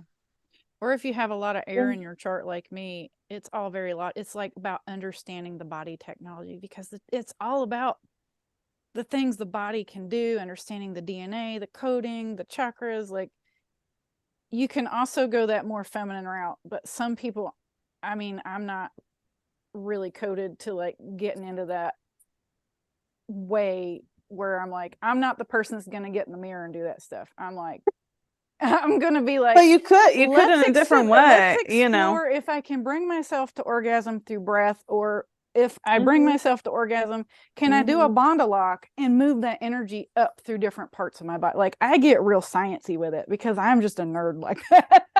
No, but that is a really good point to be like, how is that energy going to manifest for a person who, like me, has Yeah, a water exactly. rising sign Mhm. versus an air rising sign and things Yeah, like that? versus an earth sign. So different, yeah, whatever your predisposition is, it's like just know to explore it in a way that feels interesting for you and comfortable.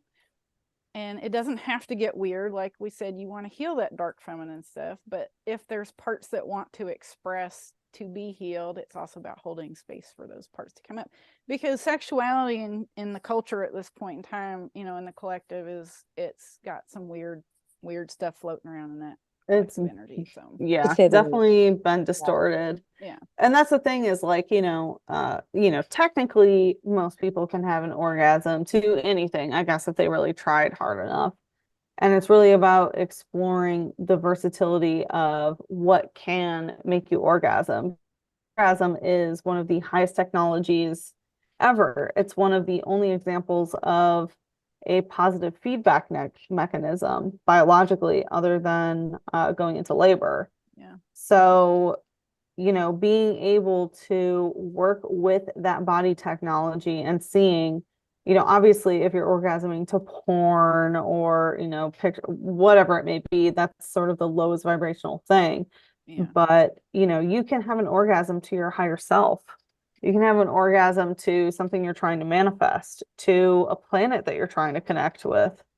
There are so many different things that you can have that full body sensation.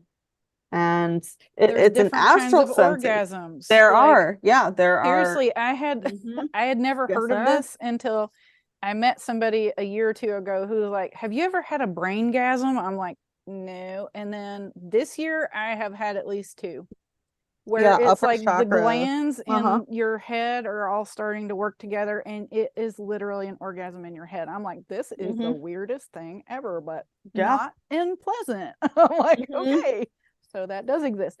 So again, it's like it's not all just located between your legs as far as Yeah, that definitely chi not. and how you move the chi. I mean, the sexual orgasm is probably the last remnant. It's like we have two strands of DNA that function, and that's where the technology kind of, it's made to function there, but you can expand That's on the it. easiest way to do it, Yeah, is and you're by stimulating the root. But there are other ways there are of other having ways. an orgasm. And as your kundalini moves through different areas of the body, it will connect. Like there's full body orgasms Oh, versus just 111. sexual orgasm. Hey, we're healing the orgasm. This is That's amazing. right. So yeah, just know that there's different options available for where you're at, and to explore it in a way that feels appropriate, and not, Hmm. you know, not that you're going to have your energy siphon like you were saying with porn. That's 100% an energy siphon. Yeah. Stay away from You don't that. know where your energy's going. You probably don't want to know where your energy goes with that. Yeah. Staring at a screen. Good Lord. It is important to understand that Yeah. this energy is our most powerful technology, which is why it's been exploited to the extent that it has been. Yeah. So, working with this energy, for me, it's also very much about being in integrity with whatever that means for me. And I like to almost set like a ritual space, because then my energy is really clean and clear, Yeah. because I know what is in the field. And because this energy is so strong, for me, I like to kind of set a certain tone. I'll light my sage. I mean, not like in a serious, like I have fun with it, but I like to set my space, Yeah. It's because really important to know who you're blending it's your really energy with important. too, and to have the right clear That's the energy, integrity because you're part. It's blending really chakras important. with people. Yeah. It's like, it is not just one and done. It's like when you blend energy with somebody, you take on certain aspects of their energy that then attach to you. So it's about, like you say, keeping it as a sacred act, like setting the tone, setting the intention, making sure you're doing it with a person that loves and respects you. If you're doing this practice, Absolutely. not some rando that you meet on the street that you're like, hey, let's practice Tantra. That is not the thing. You want to attune your chakra pillar more, not less. Yes. Yes. So it is an interesting way. The sexual route is a very interesting way to calibrate your body, your chakras, your kundalini when you have a person you can practice it with in a very respected and sacred way. Because you're And so honoring that Venus component that is it is the body, right? It is the materialized goddess, basically. So And so the energy can also be utilized like really creatively. So this can be a really creative time for people, like watercoloring, dancing, making music. Get really deep into like those who am I. That's a good thing to do through this window, is like you really get into some deep areas of exploring yourself. Pun intended. But it can be psychological as well, because Scorpio is very psychological and emotional. So it can also excavate things that are wounded, can be some intense healing crises, you know, but holding space for those things. And if you have a partner, they can help you hold space, that kind of stuff. So it's a very powerful transit for Venus in January, for sure. For sure. This has Yeehaw. been Sex Talk with the True Sky Crew. This has been I our know it is. spinoff podcast. I love it. Yeah. That's hilarious. Definitely a lot of sexual healing. I love it. January's looking good. It's looking real nice. Sashi happy. Definitely. Chart show right up. That's hilarious. Okay, you guys feel good? Or you want to throw something else in there, Georgia? I was just already like thinking Mars. I was like, Mars Let's do alongside. Let's do it.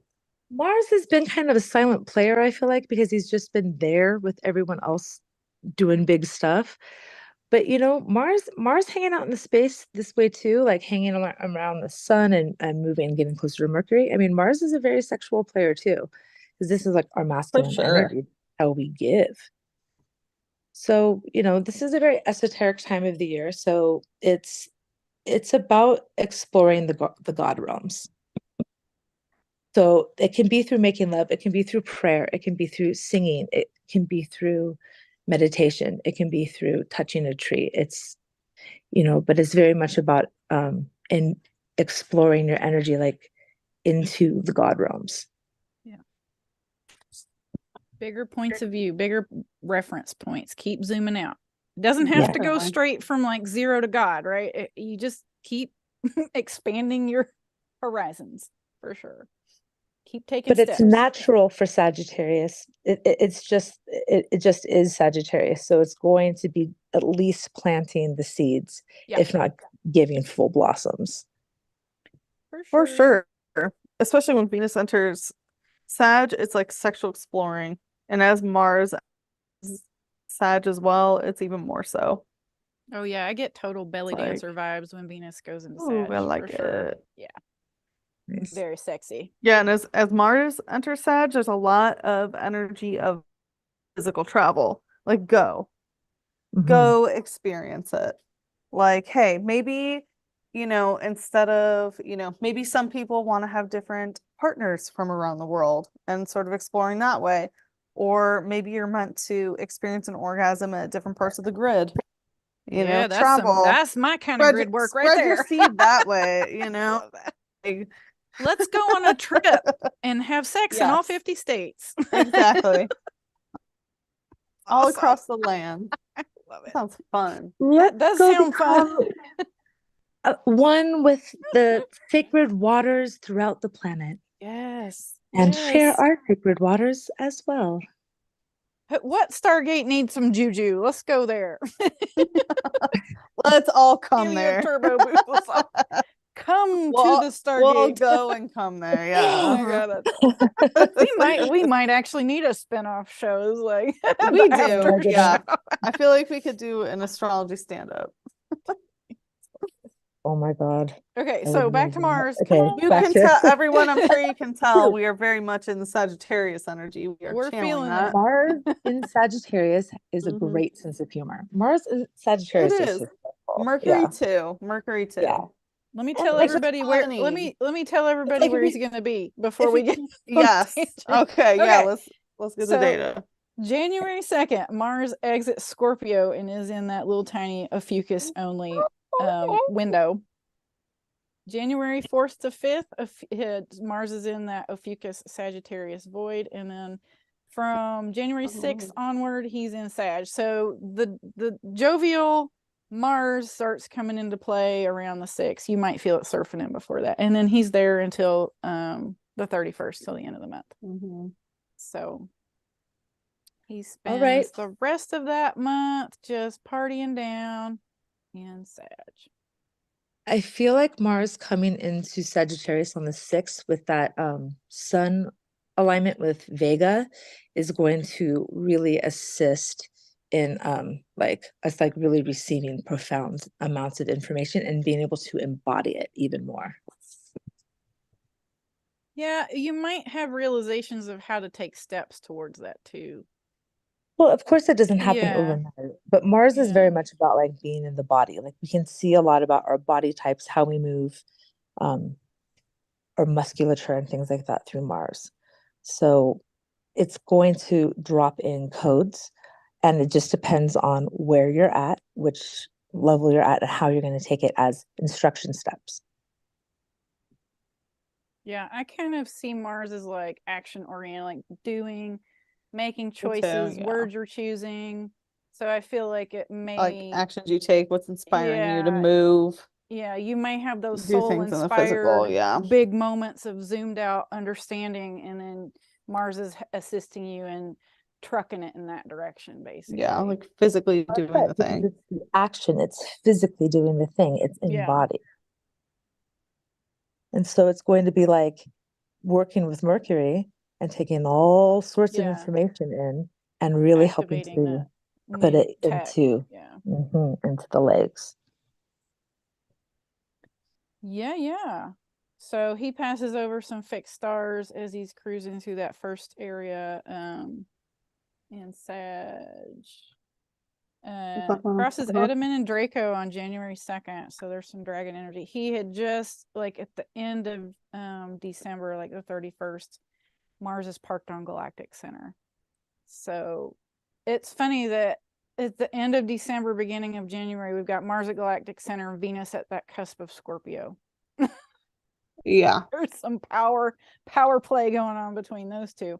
Definitely. And then on the 2nd, there's dragon energy, which is that the left eye of Draco? It's one of the eye stars of Draco. It depends on which way you look at it. Yeah. Stage left. Stage left eye. That's not going to help me right now. If you're standing on stage the other performing, it's the left. Yeah, I think Rastaban was If you are Draco. the one. It was the right eye star, and I think Edaman is the left eye star. Oh, sorry, you were talking That's about what I have it as. Okay. Yeah, Gotcha. Draco. Gotcha. Yeah. So That's it's one of the eyeball right. stars. Okay. And then the 7th, Mars crosses Polaris Australis, which is in Octans, which is basically the southern pole star. So that's that's like a planetary umbilical power portal day. The 11th Mars crosses Cos Australis. Polaris. This one? That's it. Sigma. I think it's Sigma Octans. It's the one above it. All that right. had the That's big our star. power day. Yeah. So that And then you feels said like next. a big power You day. said the 11th, right? The 11th was Cos Australis and that is Sag. definitely the power day. Yeah. Yeah. Power day. With a Leo new moon. Yeah, that 111's back again. Oh yeah. The 23rd, Mars crosses Alpheca Meridiana, which is that crown, is it the southern crown? It's the southern crown that kind of is sitting right beside Lyra constellation. The 25th, Mars aligns with Vega and Lyra. So lots of Vega Lyra energy in January. I'm not sure where Alpheca is. It's Alpheca Meridiana. It's the southern crown. So if you go below the horizon there, I do believe it's down there. I think it's down there somewhere. More down this way. Down to make it up. Hang on, let me see. No, we're in What Leo. There's constellation no way. that is called. Yeah, Alphaca's not coming up. I wrote out the whole name somewhere, but I don't know these Okay. notes. It's ALP. Oh, there's two C's. Sorry. Alphaca. Becca, Mara, Alphaca Mayor. Meridiana. Alphaca And it's Meridiana. Corona Australis. That's the Oh, that's by constellation. Sag. Yeah, that's right here. Corona Australis. Oh, it's right there. Oh, it's right Yeah, there. it's interesting Look, because I remember it's there were so olive many branches. Oh, there were like a bunch of transits happening right here when coronavirus happened. So it was like very interesting. That was really? actually it was happening in the sky. There's Alpheca Meridiana. There we Okay. go. So in an alignment, Okay. it's kind of right there with Lyra constellation. Gotcha. It's not at the same ascension off the ecliptic, but it's in that alignment if you did a circle. Very interesting. Corona's basically part of Sag. It's completely encompassed by it, which makes sense considering like belief systems and. You know, it's really interesting, like what you just spoke to, Sachi, and just to say that when you start to really understand the true sky, you see that very much the quote unquote powers that be are very much using the same astrology. Oh, 100% they're using the real sky. They're not using tropical people. No way. They may use it for some spells. Some obviously like the Gregorian calendar timeline siphons for certain numeric portals. Like for example, the tropical algorithm said that Pluto return was on 22222. Right? It was like the 222 portal. That was the tropical Pluto return. And that's when like Russia invaded Ukraine and blah, blah, blah. It's just like wartime US BS. Yeah. They're manipulating timelines. It's interesting too because it's a future manipulation because tropical astrology is ahead. So they're attempting at manipulating things from a future standpoint. It would be interesting to see what these are called black magicians. They're called black dragon timekeepers. They know how it works and they use it in a service to self model. Yeah, they're black. It would be interesting to see what else is happening on that 222 day, like the energy they did actually utilize, because you really do see it time and time again. And I noticed when I first even shifted from tropical to like normal sidereal, the differences in like seeing the alignment with like a more true sky with their spells. So another reason why it's so empowering, because it gives you more clarity, and just having that open and bigger perspective is empowering in and of itself. Yeah. You can literally read the matrix as the things drop in and you like, that's fuckery. That's an attempt at fuckery. That was cool. And you understand it with the alignments and the energy. When you can read the sky, everything makes more sense. And it's interesting on that 22222 portal. So that was after I realized I was a true sky Libra. So I shouldn't even say a true sky Libra. I'm a Libra. So it's after I realized I was a Libra, and they always say like marry your best friend. And my best friend growing up as a gal, she lived across the street. Her name is Sarah. And we were BFFs for so long, and she got in contact with me and was like, hey, will you officiate my wedding?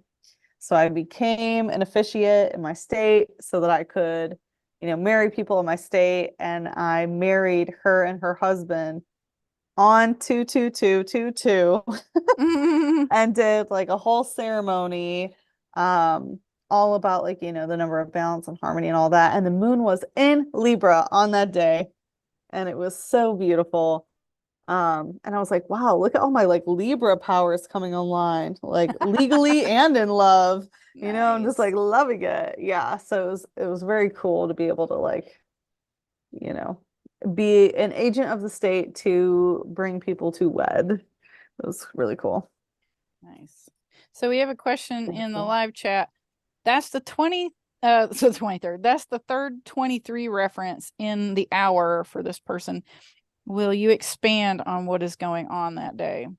So let's talk about the 23rd. 23rd, we were talking about Mars, the Mars transits. The 23rd, Mars is aligned with Alpheca Meridiana in Corona Australis, which is that little laurel wreath that goes on your head, like a wreath, like a crown, an olive branch on your head, basically. Yeah. So commonly seen in tarot as well. Yeah. In the wands. Interesting. So it, in an alignment with fixed stars, is the next, like, what, the 25th, the planet lines up with Mars, lines up with Vega in Lyra constellation. So there's a connection between Corona Australis and Lyra, as in like royal Lyran lineage things. So maybe that's for you, girl. Maybe you got some royal Lyrans knocking on your door to talk to you. With all this inner tech coming online in January for some folks. And that's right when Venus is entering into Sag too, leaving the void. Approximately. It's like then within the 23rd. Galactic center. On the 20th, she crosses galactic center. Yeah, she's not, there's no exact, on the 21st, she's at Edaman and Draco, and on the 25th, she's at the pole star, the southern pole star. 22nd, she enters the Sagittarius, if you can void. Okay. But she's moving into Sag technically, like 24th-ish, 23rd-ish. Those are fun correlations. Like, that's how you synchro surf right there, people. 23. And we call that a 1, 2, 3, right? It's 123. Oh my It gosh, is still a hilarious. Gregorian. Yeah, it's still a Gregorian numeric system, but we can still utilize it to understand things. It's kind of like, right, you're not gonna stop driving on the highway just because a corrupt government built it, use it. Right. Have your own power over it, supersede it.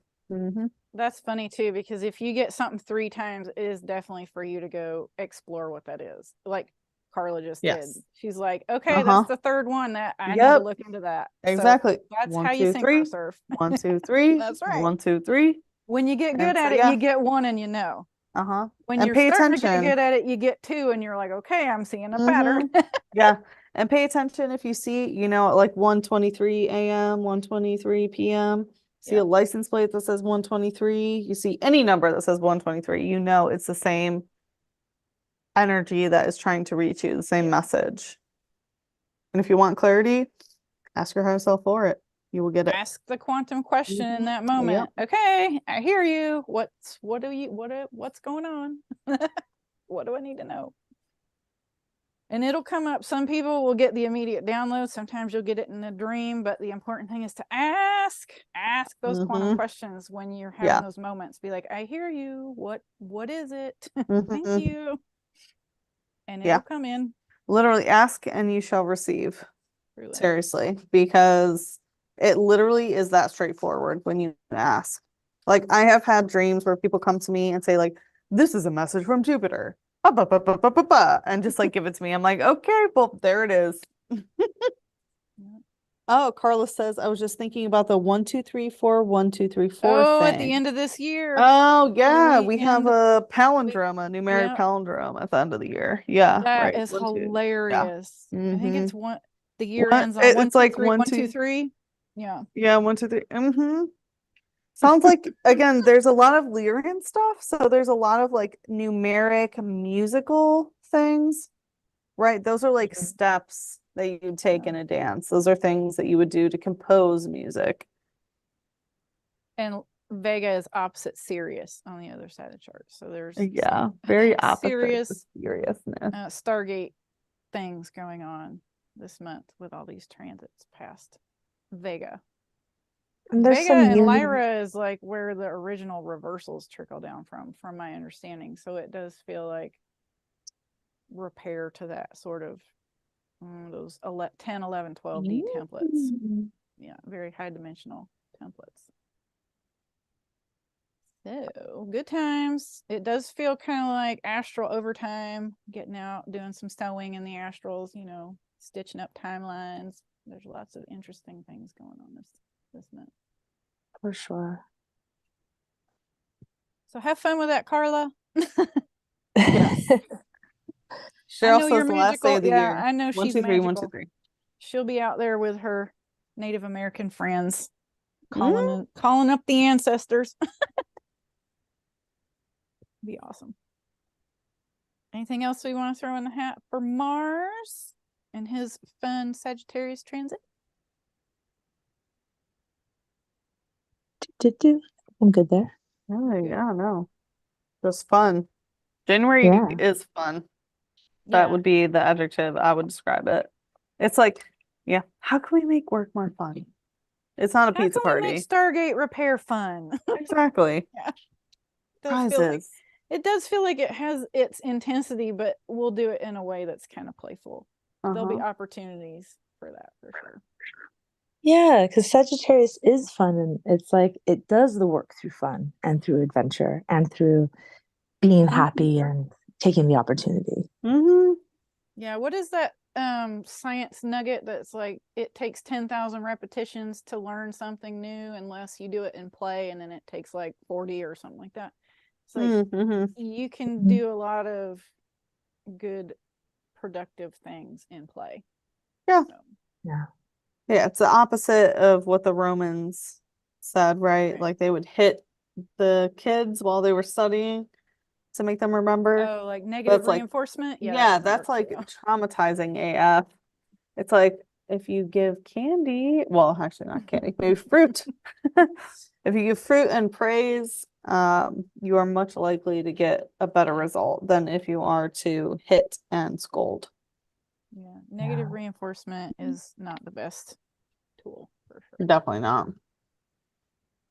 Cool. Y'all ready to move on to the fun? Yeah, let's move up to the fun man himself, Jupiter. Oh, I love Jupiter.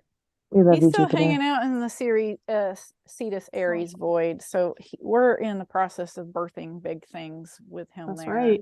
Deep remembrances and remembering who you are, kind of thing, from very deep places, expanding into those awarenesses.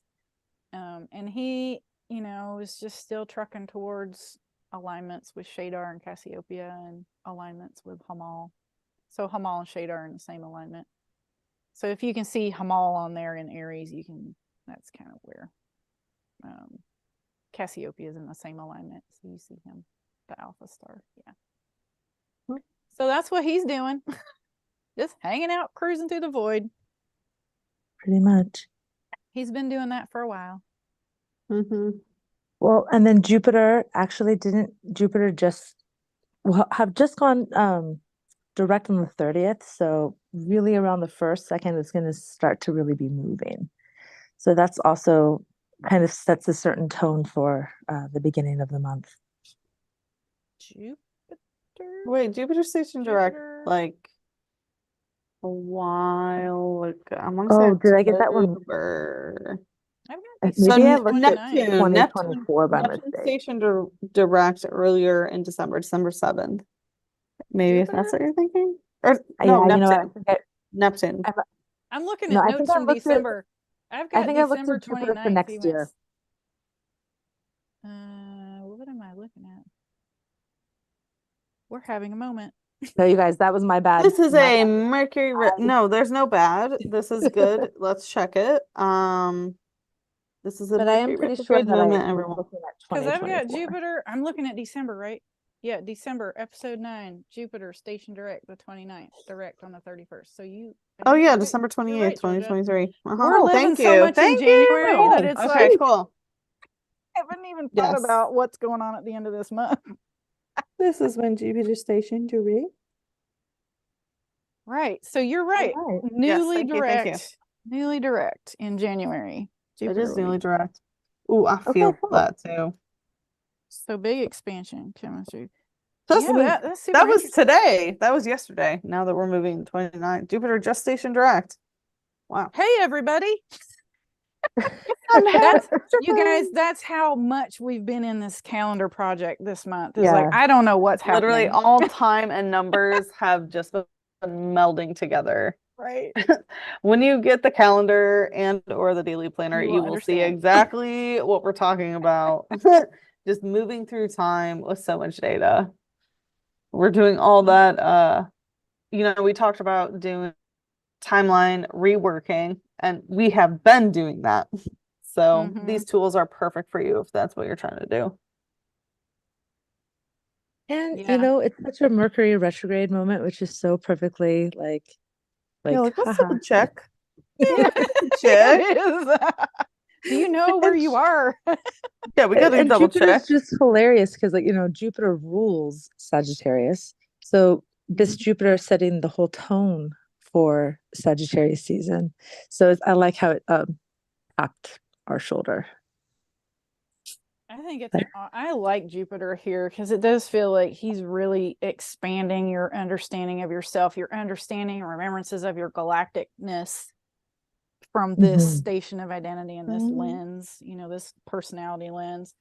So I really like him here. I think it's going to play in interestingly as an overtone through all these planets moving through Sag for sure.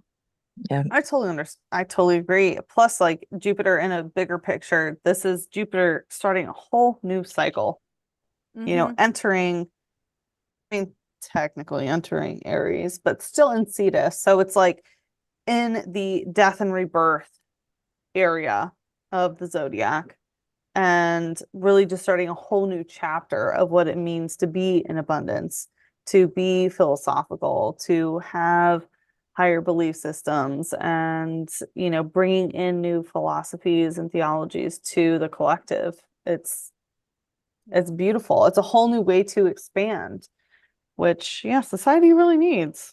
Yeah, to know. And who the again, fuck you Jupiter's are. doing it in a fun way. And we see that, like people are downloading apps to, eat better, to help their mental health. They're getting like, apps to identify different plants outside and things like that. I know it's more Uranus, but again, that's Jupiter like moving towards Uranus of like utilizing technology to expand yourself and understand yourself more. I love it. And this is Jupiter's third pass over these stars. And I feel like Yeah. by the time we get to the third time, I feel like it's kind of the most benevolent, usually the easiest, because we've put in the work.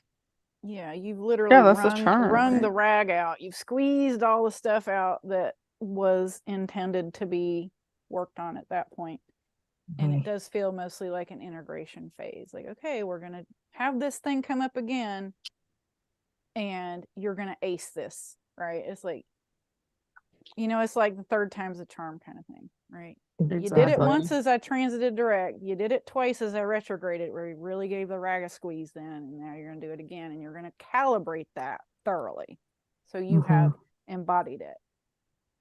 Exactly. And I just love the third pass. The third pass is so good. It's usually the easiest and the most fun. Yeah. Exactly. Yeah.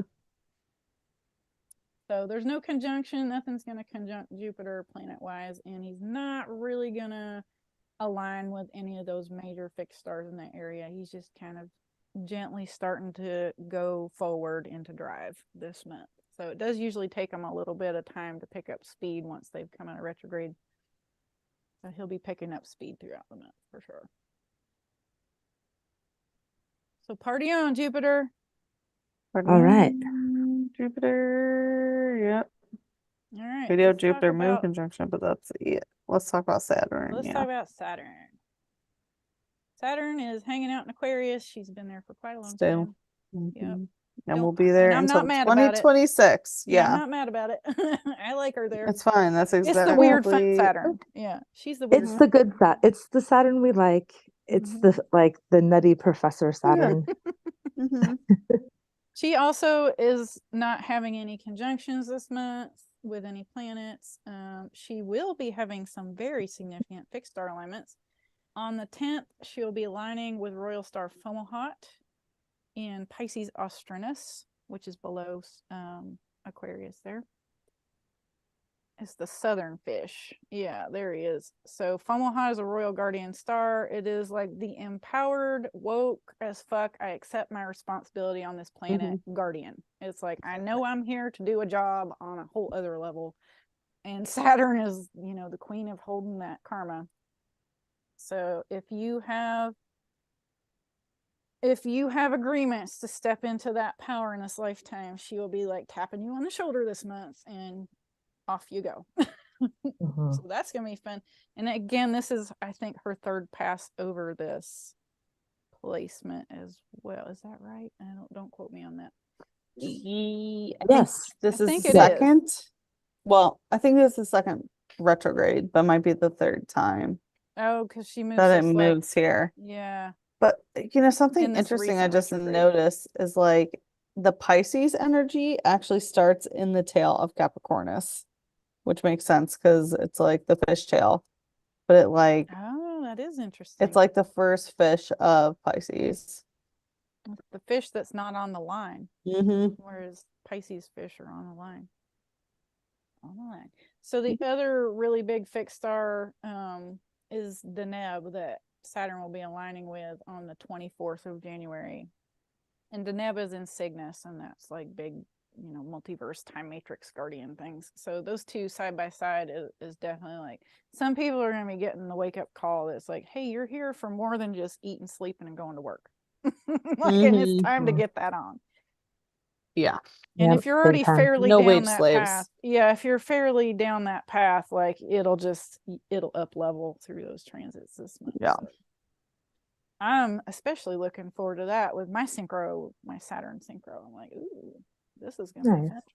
fun transit. And Saturn in Aquarius highlights working together as a team. So I think that we'll see more and more of that as Saturn moves through this sign. Mm-hmm. Indeedy do. Mm-hmm. Yep. And we have a lot about Saturn in Aquarius actually in episode 1 Yeah. or episode 2. I know, Two. episode The 1. first- 2, yeah. The first transit episode. Uh-huh, the right? first Yeah. transit episode. Yeah. That is how long Saturn has been in Aquarius. And yeah, we'll be there till Continue to be 2026. there.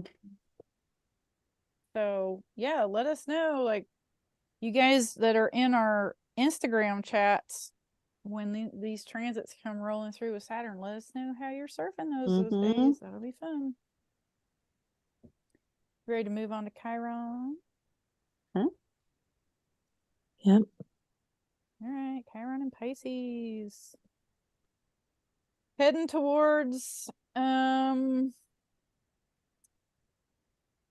a conjunction with the North Node that will actually happen in February.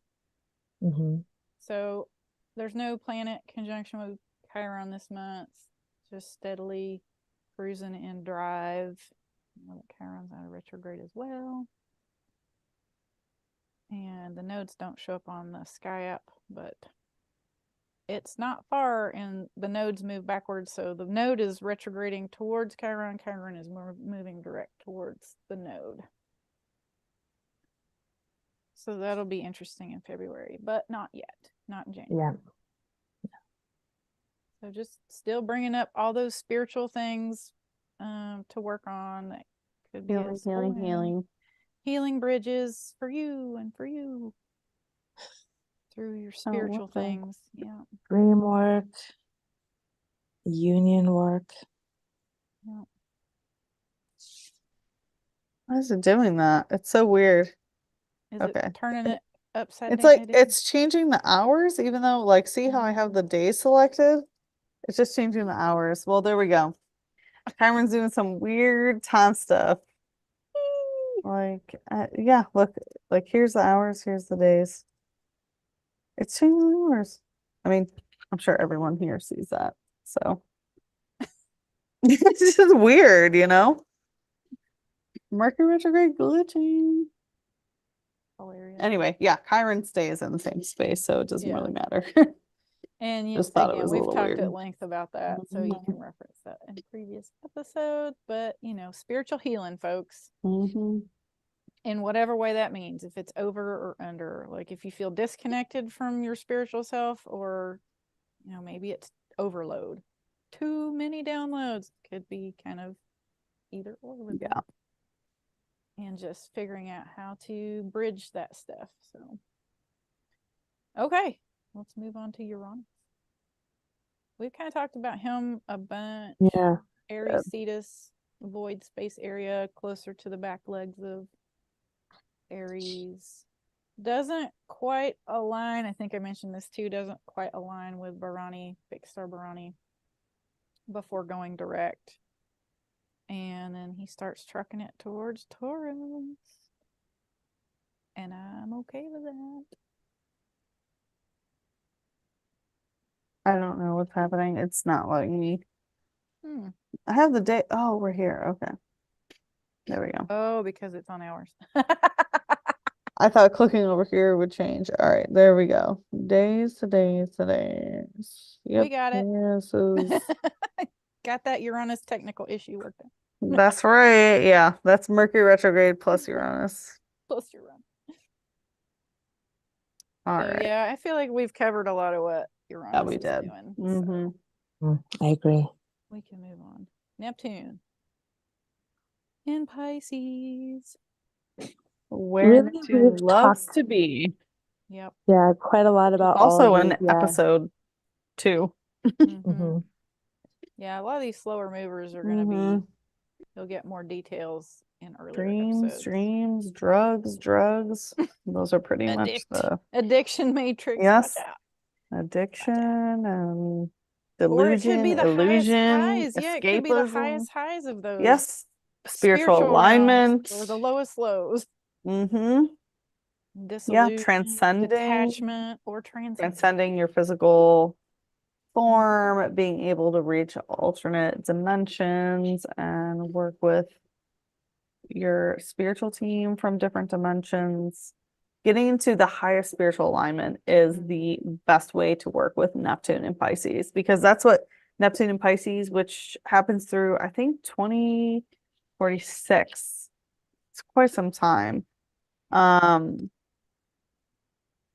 think This it's is very just all supportive, about yeah. spiritual alignment. Yeah. I feel like it's so Mhm. supportive. Okay, yeah, like 2042 approximately. This is so much about spiritual alignment. And as an outer planet, Neptune really represents a lot of generational shifts. So Yeah.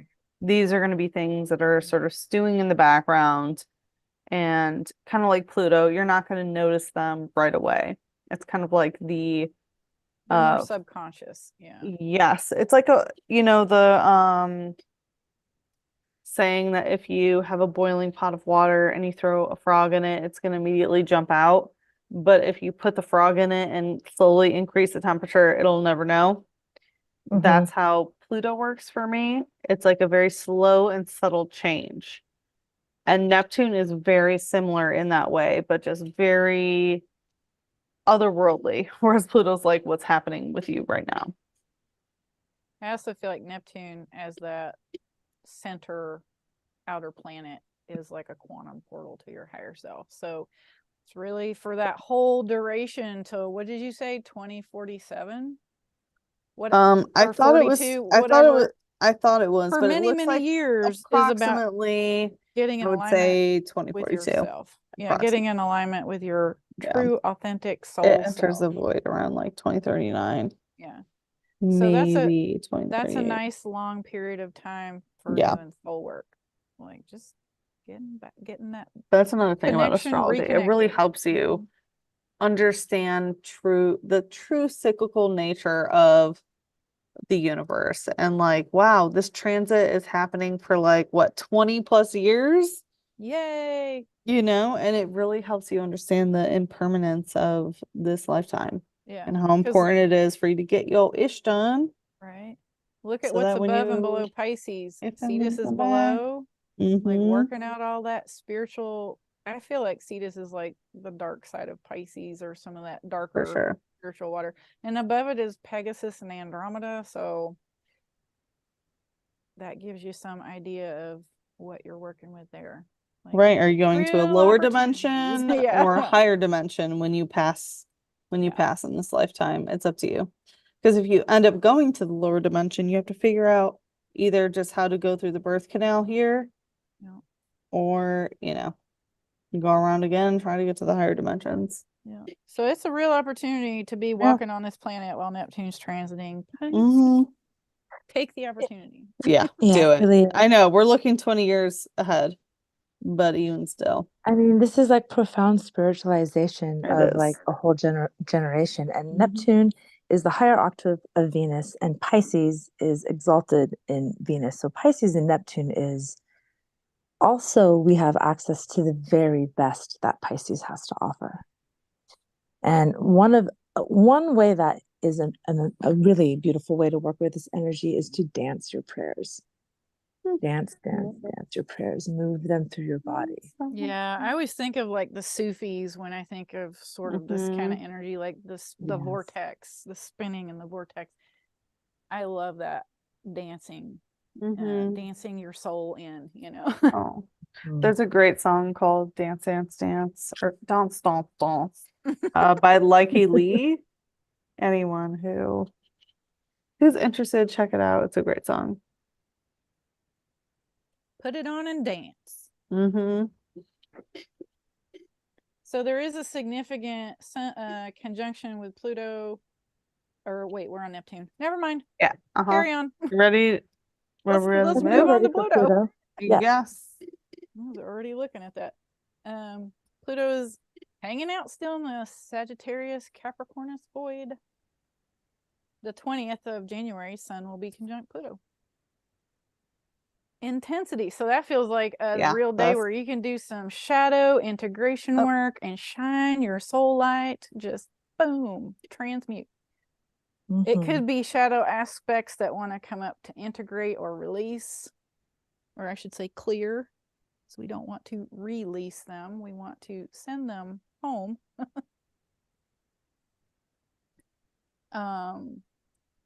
So that is a very, very interesting energy day on the 20th. Yeah, we talked about this at the beginning of the episode too. Yeah, with the sun stuff. A great alchemical romance day. Yeah. I feel like we covered our bases on that. Definitely. I think so too. Okay, let's talk about the nodes. North node, south node. North node in All right, Pisces. do you want to bring up your software? I don't have any of that stuff set up. Okay. No worries. We'll just wing it. Too tired to worry about it tonight. Yeah, okay. So any of y'all who may not be familiar, the nodes are not things in the celestial heavens. They are calculated points. So no visuals. Based on the intersection of the moons, I guess for lack of a better word, the moon's ecliptic and the sun's ecliptic. The lunar path. We'll call it the lunar path.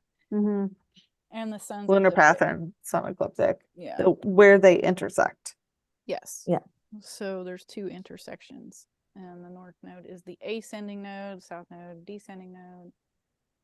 So I feel like I forgot what I was going to say. You can tell me I'm tired. Yeah, me too. I'm getting a little loopy. Me too. North node in Pisces is just kind of cruising. It's hanging out between fixed star Saturata and Alpha-Rats. Between those two fixed stars, those are both Andromeda stars. So there's Alpha-Rats in the Great Square Pegasus, but it is, and I feel like Alpha-Rats is shared with Pegasus, honestly, but it is technically an Andromeda star. And then Saturata is like that.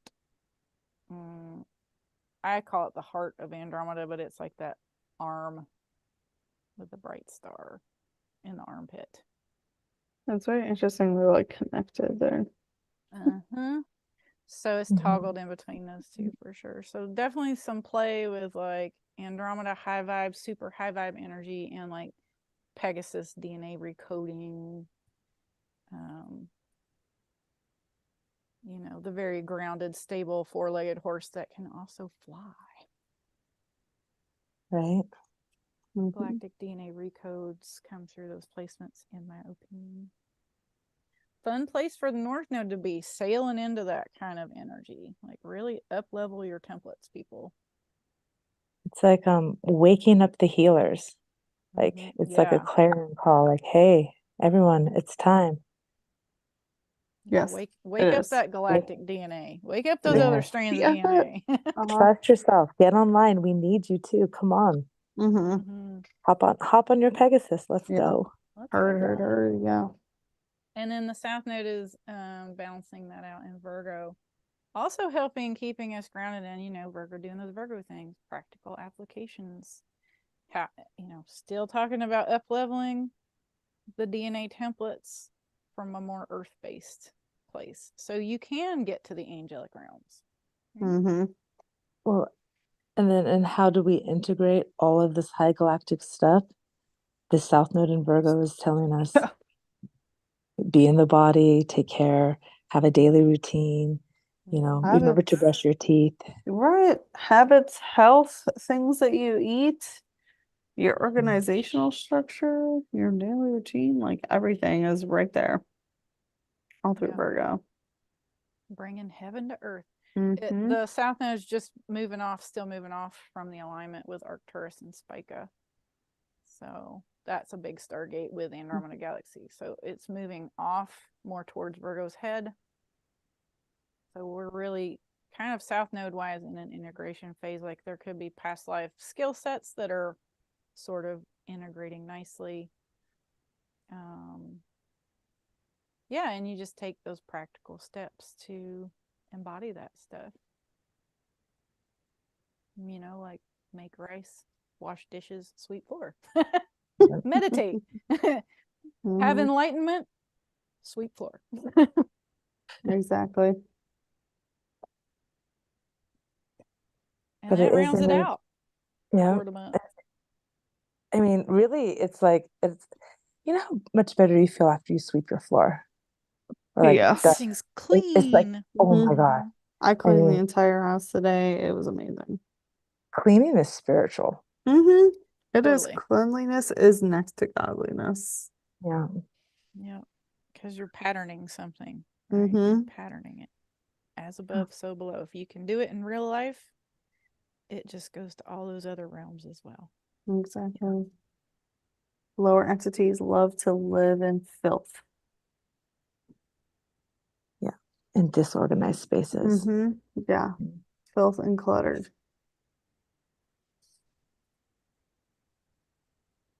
So sweep your house and say your prayers. Get angelic, y'all. do your breath work. Yeah. And wash your dishes. Mm-hmm. For sure.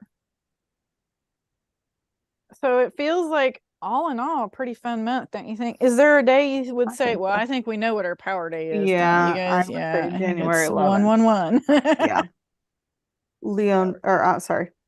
Sagittarius new moon. It's our Leo episode on that day. Plus we have a lot of other stuffs going on that day.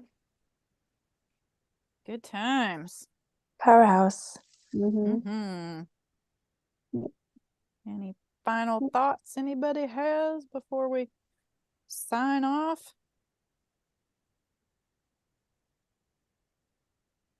Nope, all good. I'm good. We're pretty tired, you guys. Yes, we have been working so hard on this daily planner. We might be a little bit loopy. Totally. All right, well, we'll call it a night then. All right. Thank you, everyone who joined live. We appreciate the crew. Everybody that is watching on the replay, we appreciate you just as much. We are the one and only True Sky Crew, and we can be found on YouTube and Instagram at the same handle, the True Sky Crew.